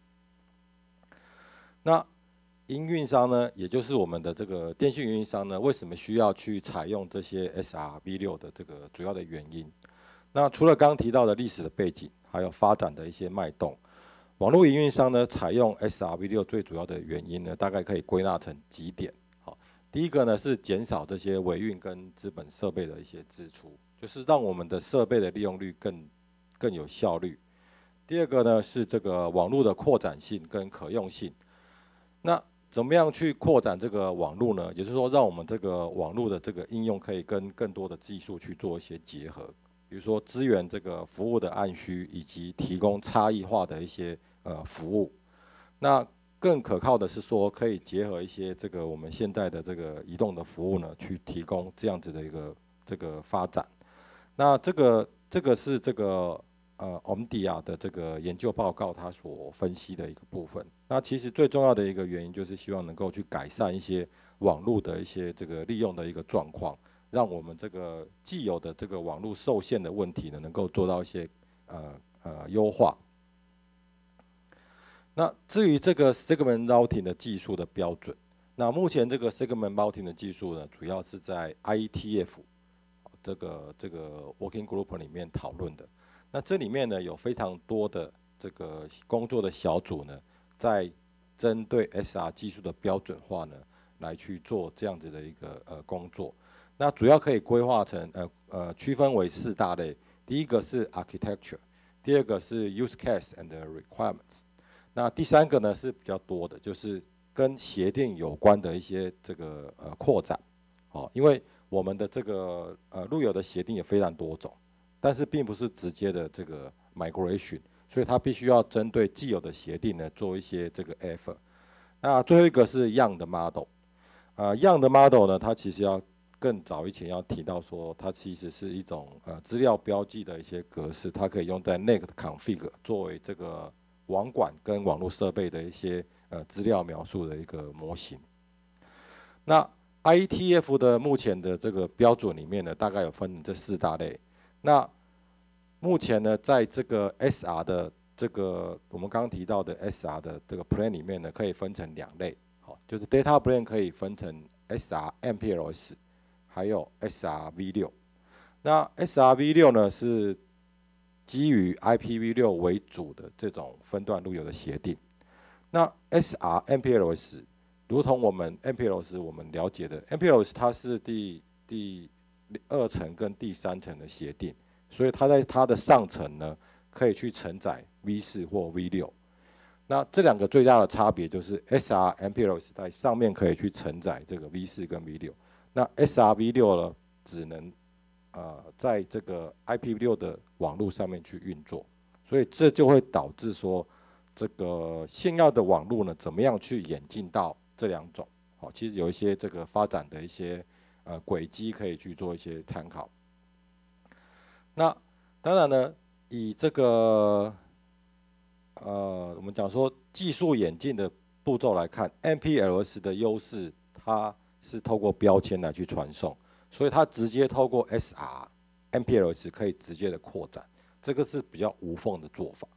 那另外一个部分呢，透过 IPv6 的话呢，它的优点是说，目前的这个 IPv6 的网络呢，它也是在发展中。那刚才我们这个也有提到，我们台湾的这个率大概是58点多，越来越多。那也就是说，以 IPv6 为中心的这个网络呢，会这个下一代的网络呢，它会越来越稳固。那以 IPv6 为中心的这种网络呢，它能够满足一些这个端对端的一个需求。那第2点呢，更重要的是可以去简化一些网络的架构。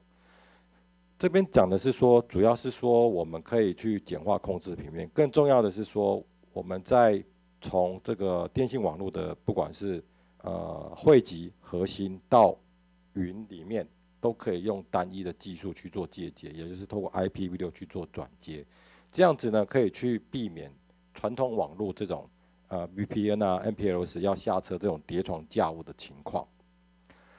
第3个呢是网络的可程式化，网络的可程式化是 SRV6 的一个重要的一个功能。简单来说呢，就是以前的网络都是绕送的优点就是网络讯务赶快送到目的地。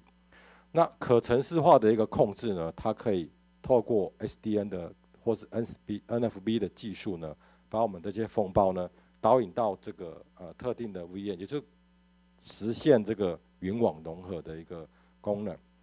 那这种可程式化的技术呢，它可以让我们的这个网络的讯务呢，不只是引导这个讯务要怎么走，更可以去引导说它在经过某一些地方可以做某些事比如说我看到这个来源的 IP， 我可以没有办法判断它是不是安全的，我可以让它进来我这边之前，先让它去你去 firewall 洗一下或是去这个过滤一下或是去做一些封包的 inspector， 都可以去做一些这个安全的一些这个作用。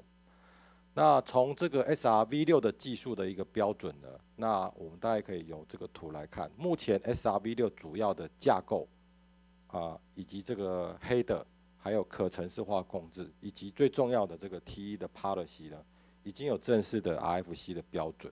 所以呢，这个技术上已经是逐渐成熟，也有实际的设备商在提供这样子的服务。那对于一些基础的特性，是它有一些像是这个 fast reload 可以跟 IGP 去做一些这个快速的这个路由的回复或者是对于这个 performance 的 measurement 以及这个跟这些 protocol 的 extension 呢，是属于基础特性的部分。那样的 model 呢，刚提到的就是在可以透过一些这个样的一些资料的模型呢，去跟我们这些netcom 的这个网络管理的架构呢，去做一些结合。那么在 use case 的部分呢，有几个 RFC 呢有定义一些，不管是架构还是 application。那其中最重要的一个就是 service chain。service chain 呢，它其实是一种把服务呢透过串流的方式来去进行。那这种方式跟我们 SR 很有直接的一个关系，因为 SR 的技术本身就可以透过这种券的技术呢，来让我们的这个讯务呢一站一站逐渐的去传播。至于说在 SRv6的一个标准里面，刚才有提到的这些，其实在架构标准还有程式化的部分呢，其实都已经 ready 了哈。那目前主要在做的一个部分呢，是比较偏向于在这个跟这些 IGP 啊或者 BGP 路由的一些结合，以及面向一些5G 还有云的一些应用，比如说这个SD-WAN 以及这个network slicing 的部分，它在这个地方有一些需要去处理，跟我们既有的这个网络呢，怎么样去做一些结合。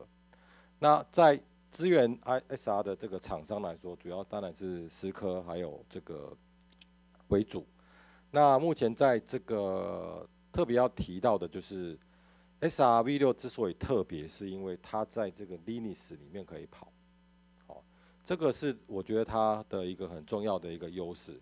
比如说它在 Linux 可以跑的话，就是它可以在云的网络的设备上面去执行这样子的一个环境。也就是说，以前的网络呢，它可能在进云之前呢，就要去做一些这个下车。好，那现在 SR 它可以让 Linux 上面去执行这样子的技术的话，也就是说它可以真正的实现云网融合的一些应用。那这边很快讲一下 SRv6的一个基本的原理。简单来说呢 ，SRv6呢，它是基于 IPv6的协定上面呢，去把这个 header 做一些 extension。那也就是说，它把 routing type 4的这个定义成 SRv6，它可以把 SRv6的路径呢写在下面的 segment list 里面。那这个呢是一个有序的路径。那这个有序的路径呢，就可以决定这一个封包它在网络上依序传送的节点。好，结果我们从你从台北到高雄，你可以选择说，你要经过哪一个休息站，再到目的地的道理是一样的。那这种 SRv6所建立的路径，它是一个序列的一个路径，所以我们可以去建立这个让这个封包呢经过中间网络经过的一个点呢去做一些处理。那这边是一个简单的一个案例。那中间这两个 R3 跟 R5呢，它是没有 support 这个功能的一般的路由器。那其他几个是有支援的。那这个的运作机制来说呢，就是在 R1 的这个进来的点呢，好，它会做一个封装的动作。封装什么？就是把刚才这个网络你接下来要经过哪些节点，你要把它塞在这个 segment list 里面，所以它下面塞了3个。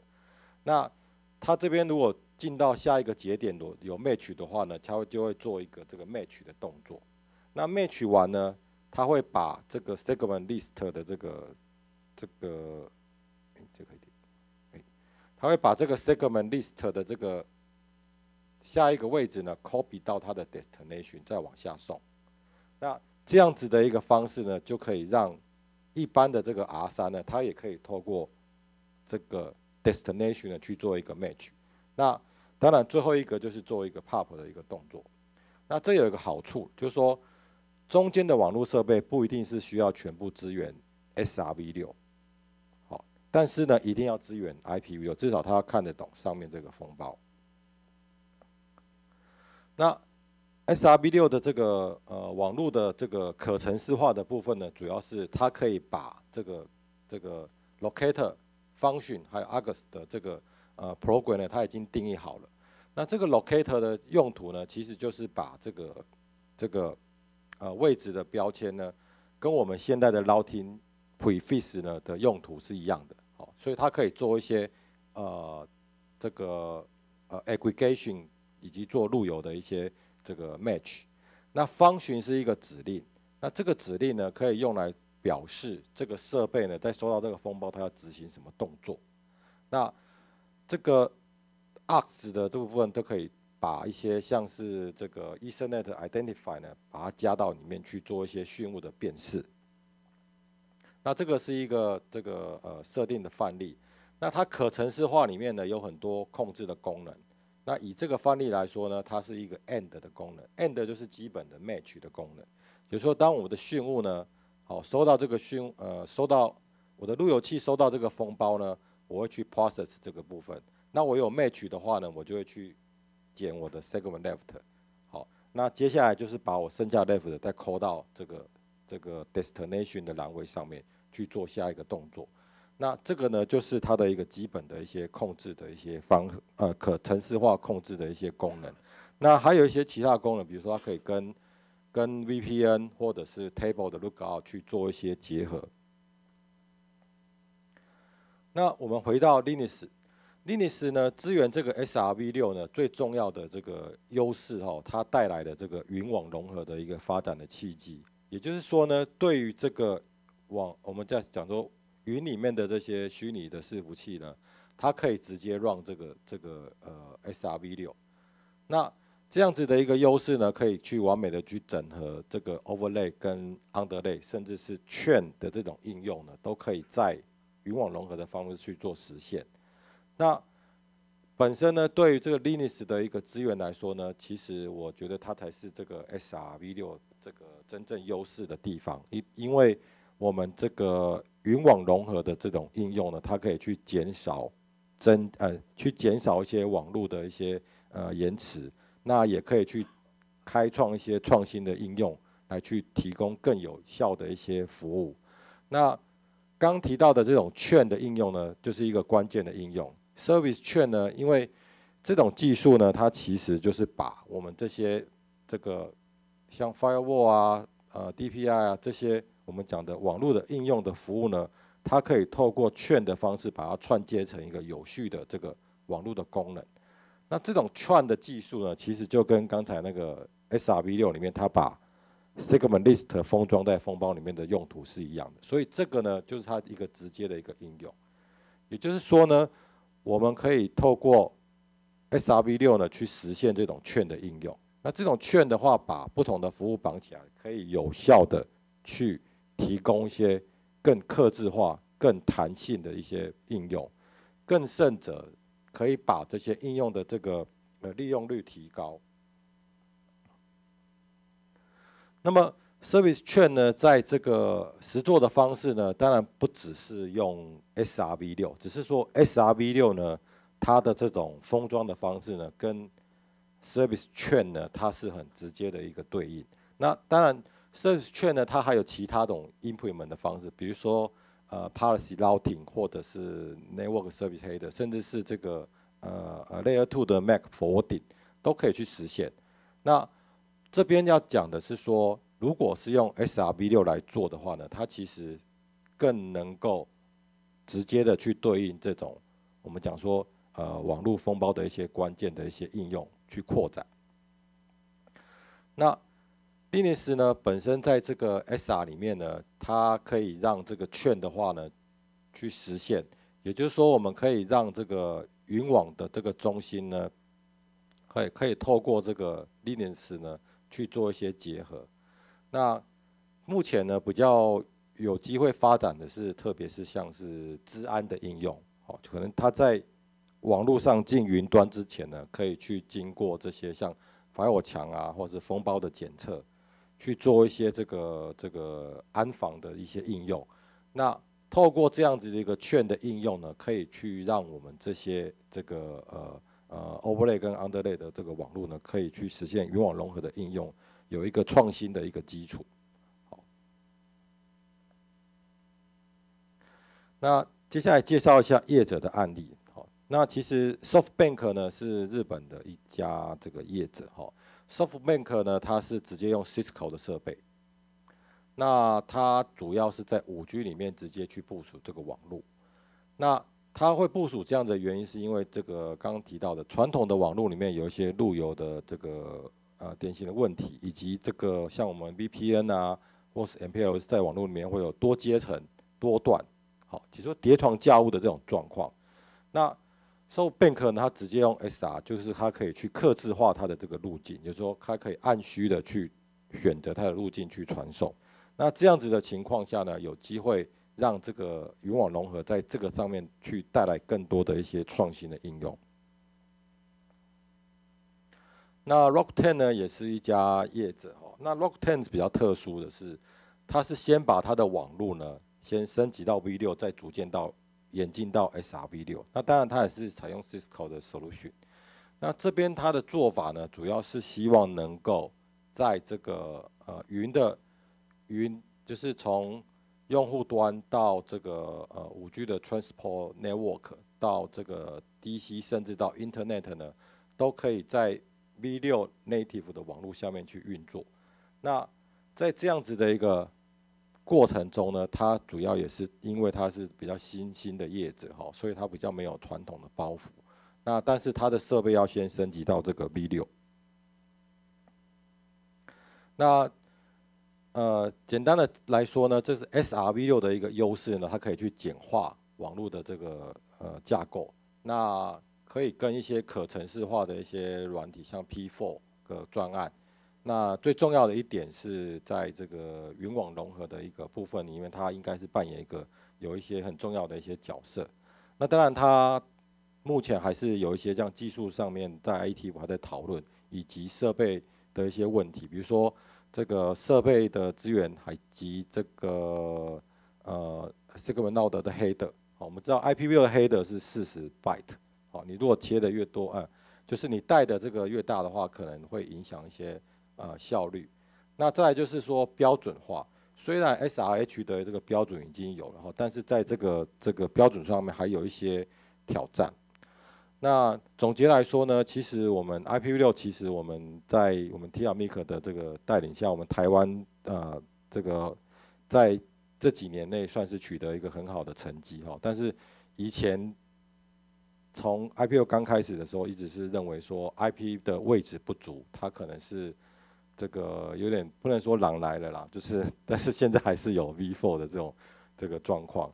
那最重要的原因就是它可能比较缺少一些关键的技术或应用，可以让这个 IPv6 去做一些这个更具竞争力的一些这个支撑。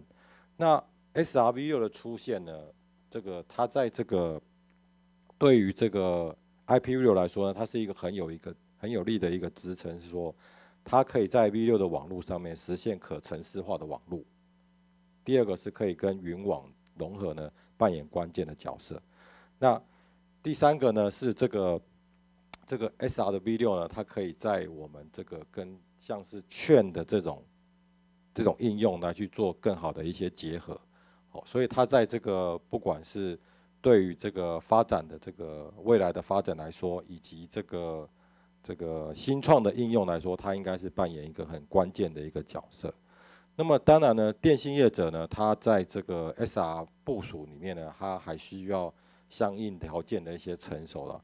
比如说刚才提到的这个标准的状况 ，IETF 还是有一些这个 extension 还有 model 在制定，以及刚才提到的这个设备的部分，设备可能需要去升级这个 IPv6 才能支援。那第二个呢是这个本身在 SRH 这个 segment routing 它有很多不同的竞争的技术，都是透过 header 的这些处理。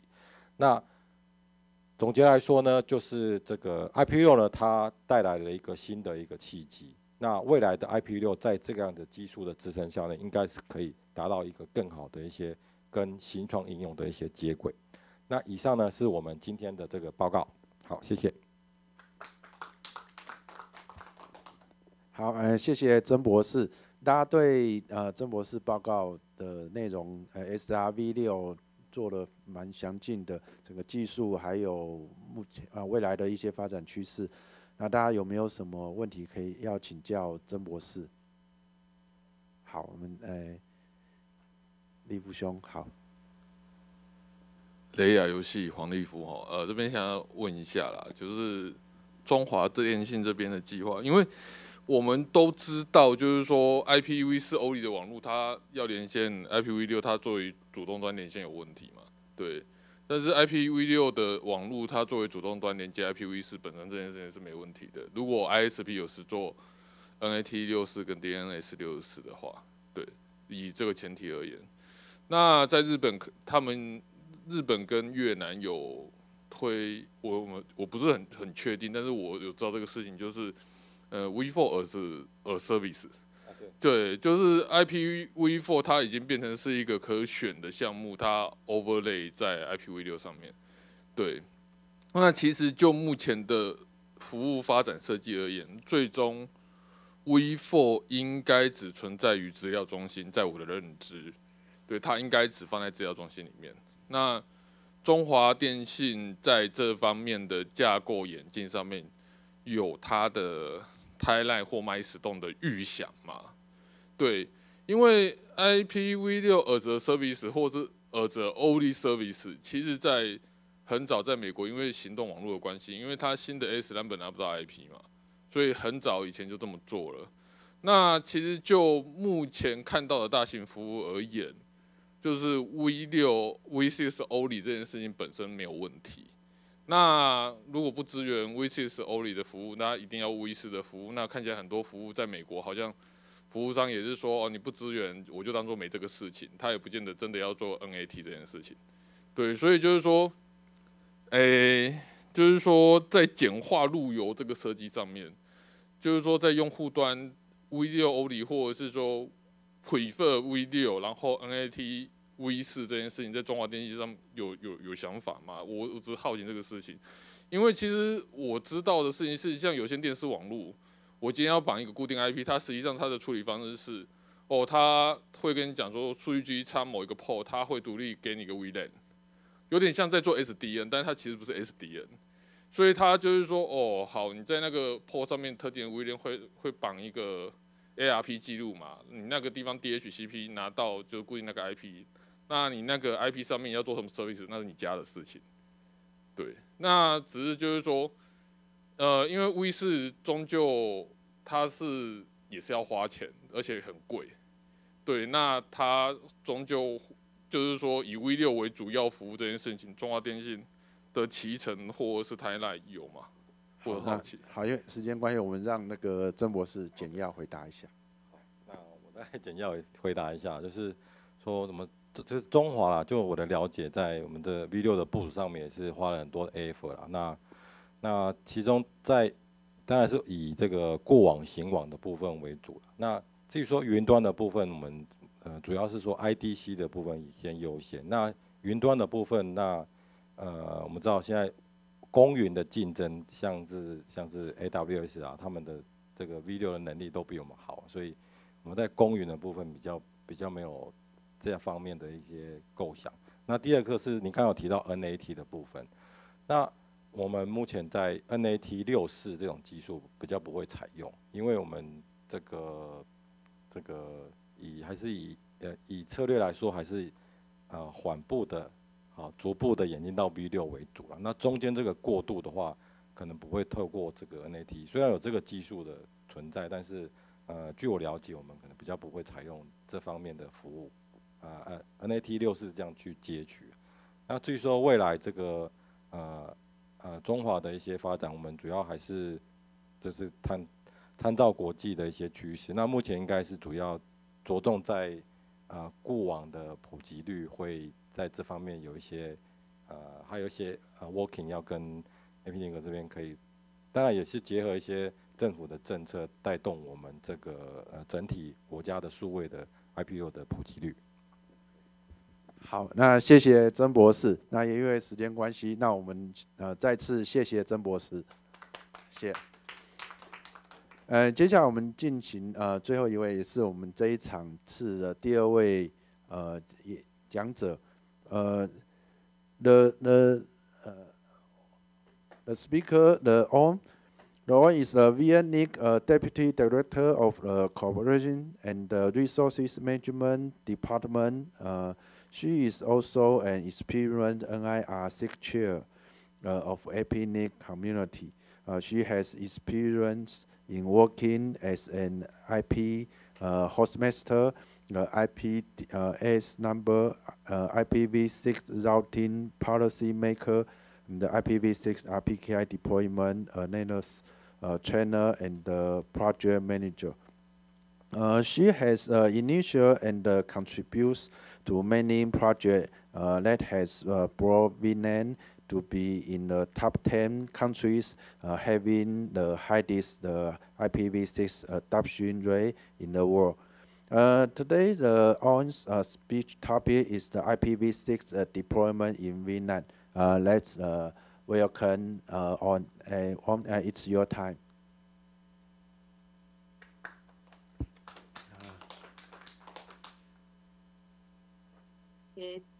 Thank you, Jin Hyang, for your introduction. First, I would like to introduce myself. I'm Oanh Nguyễn from Vietnam Internet Network Information Center, the NIR of Vietnam. I'm very happy to have opportunity to share our experience about IPv6 deployment in Vietnam. Yeah.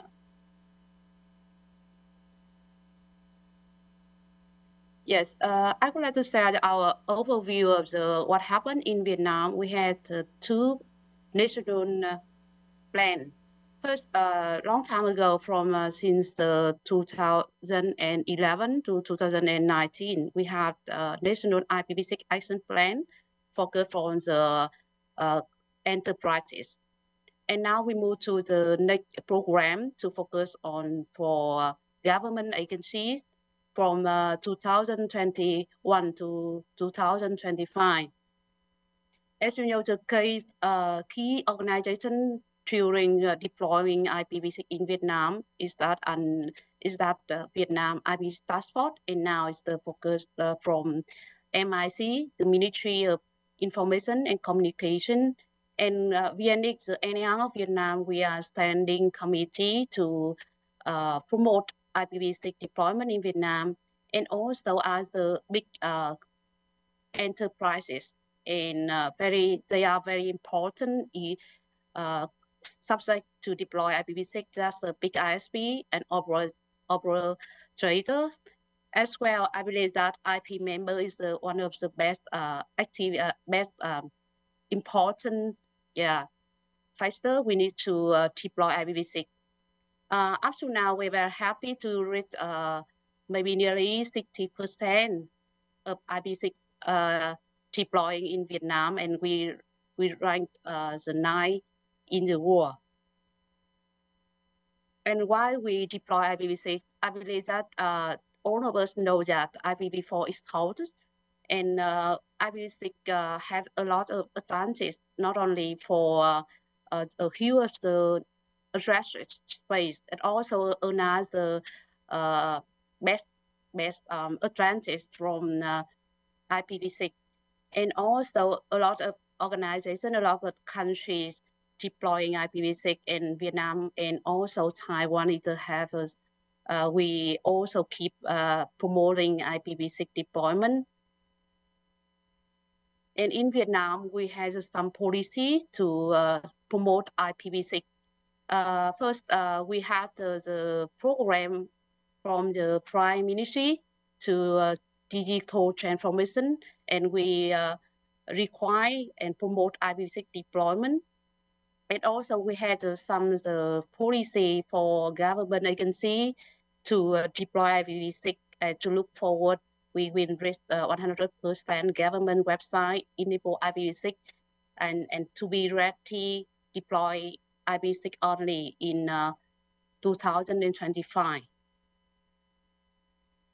And also we had many promotion activity. We got a training cost per year, maybe around 8 to 10 costs per year. And we also have some meeting with large ISP, mobile operator, and ICP as well.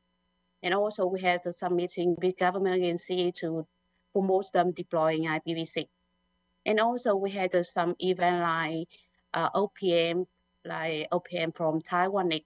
We had the meeting for our member like OPM. Also we had the VNIC Internet Conference in we got IPv6 forum for Vietnam and other activity to promote IPv6 deployment in Vietnam.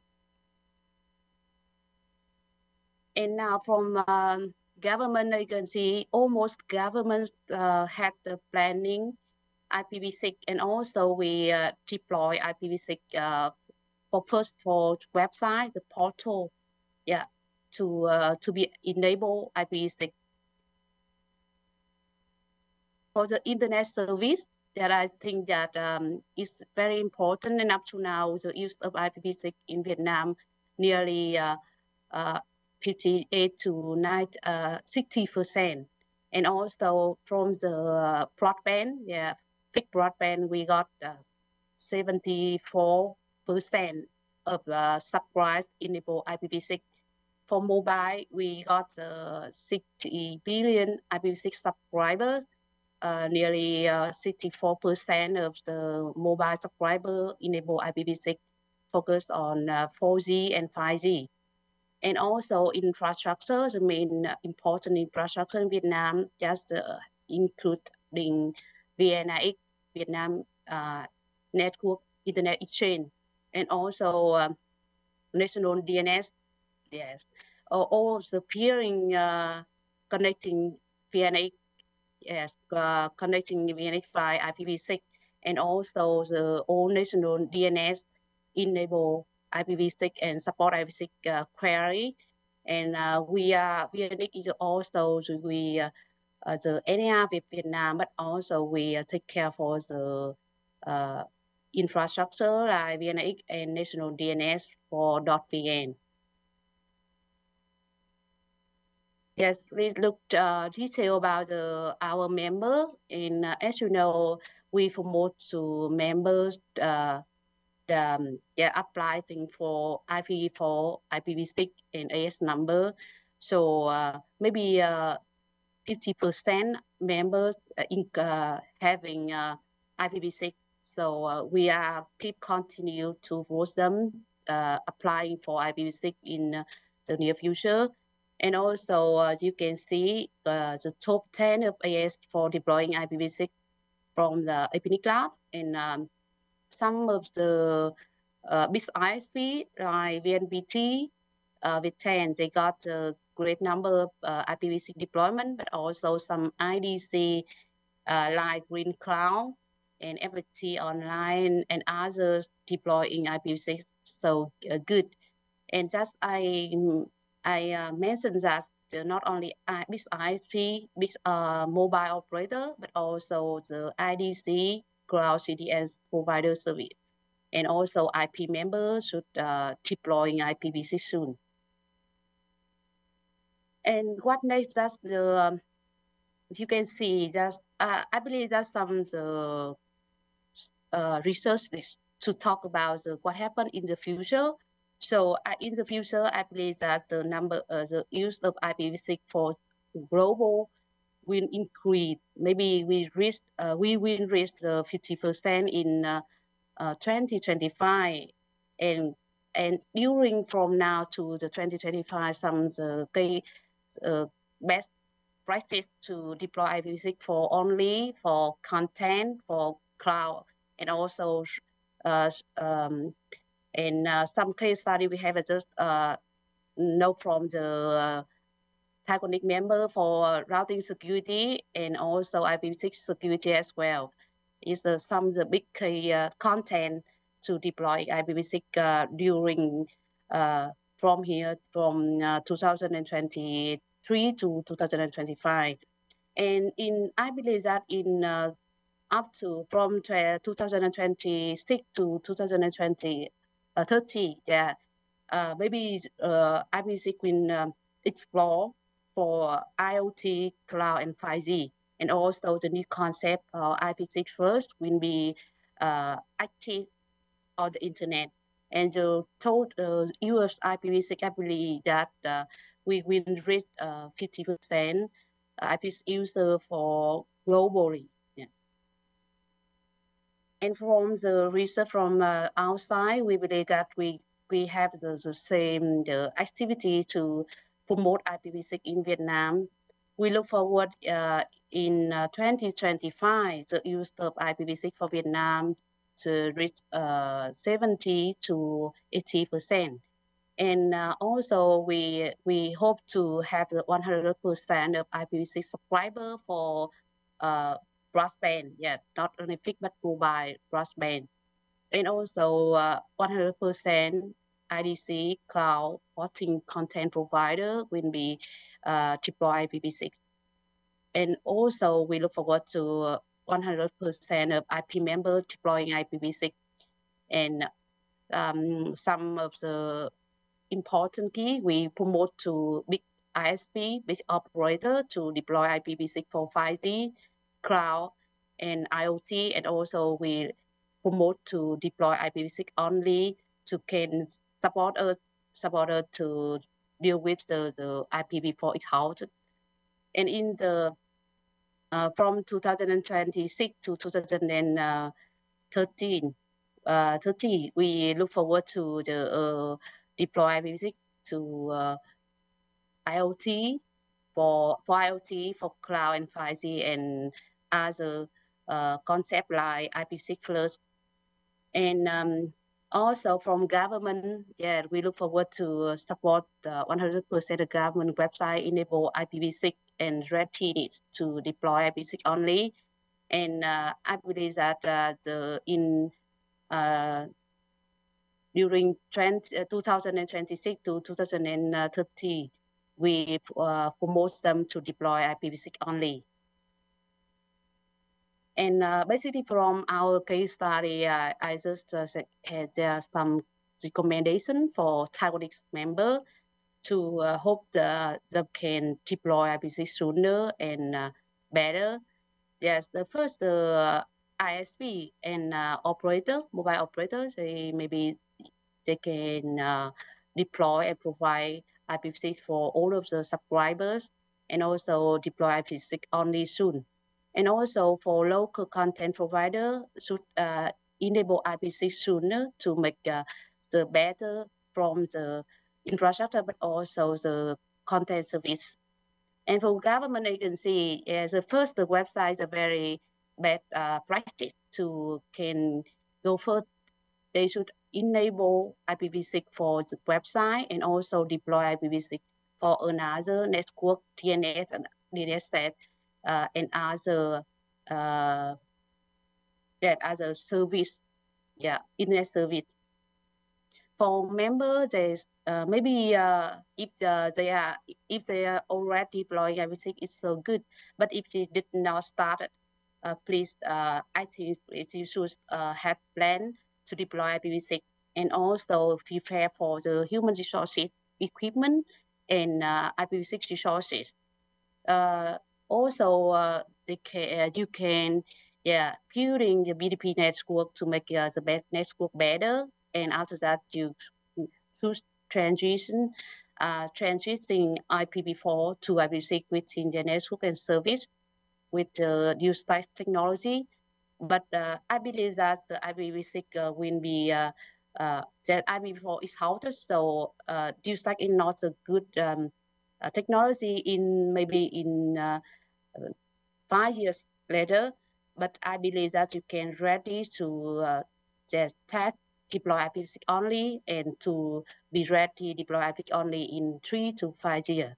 That's my recommendation for TWNIC member, and that's all my presentation. If you have any question, please let me know. Yes, thank you.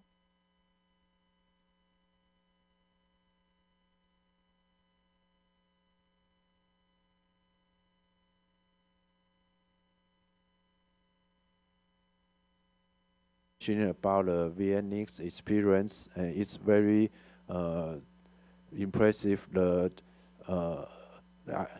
achievement in IPv6 adoption for more than 60% is very, very high, and they have the about top 9 in the world. So it's a very good experience for Taiwan's reference. And is there any question on site or online? And we can have some question to ask the VNIC and how they to do to achieve this achievement. Is there any question? If there no question, we are very thanks again. Thanks on Yan to have this presentation.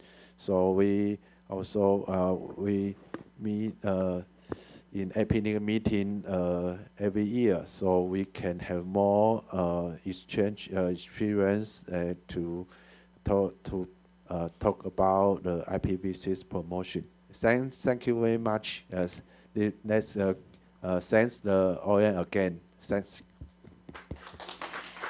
Thank you. Thank you. And also, let's give a big hand to Gu Zhuchang. Thank you so much for hosting 2 of our sessions. That's really captivating. Thank you so much. So, ladies and gentlemen, this is the end of our 40th TWNIC IP Open Policy Meeting. Thank you all for your participation, and thanks for all the speakers for giving us such a enjoyable sharing on your insights. So thanks again.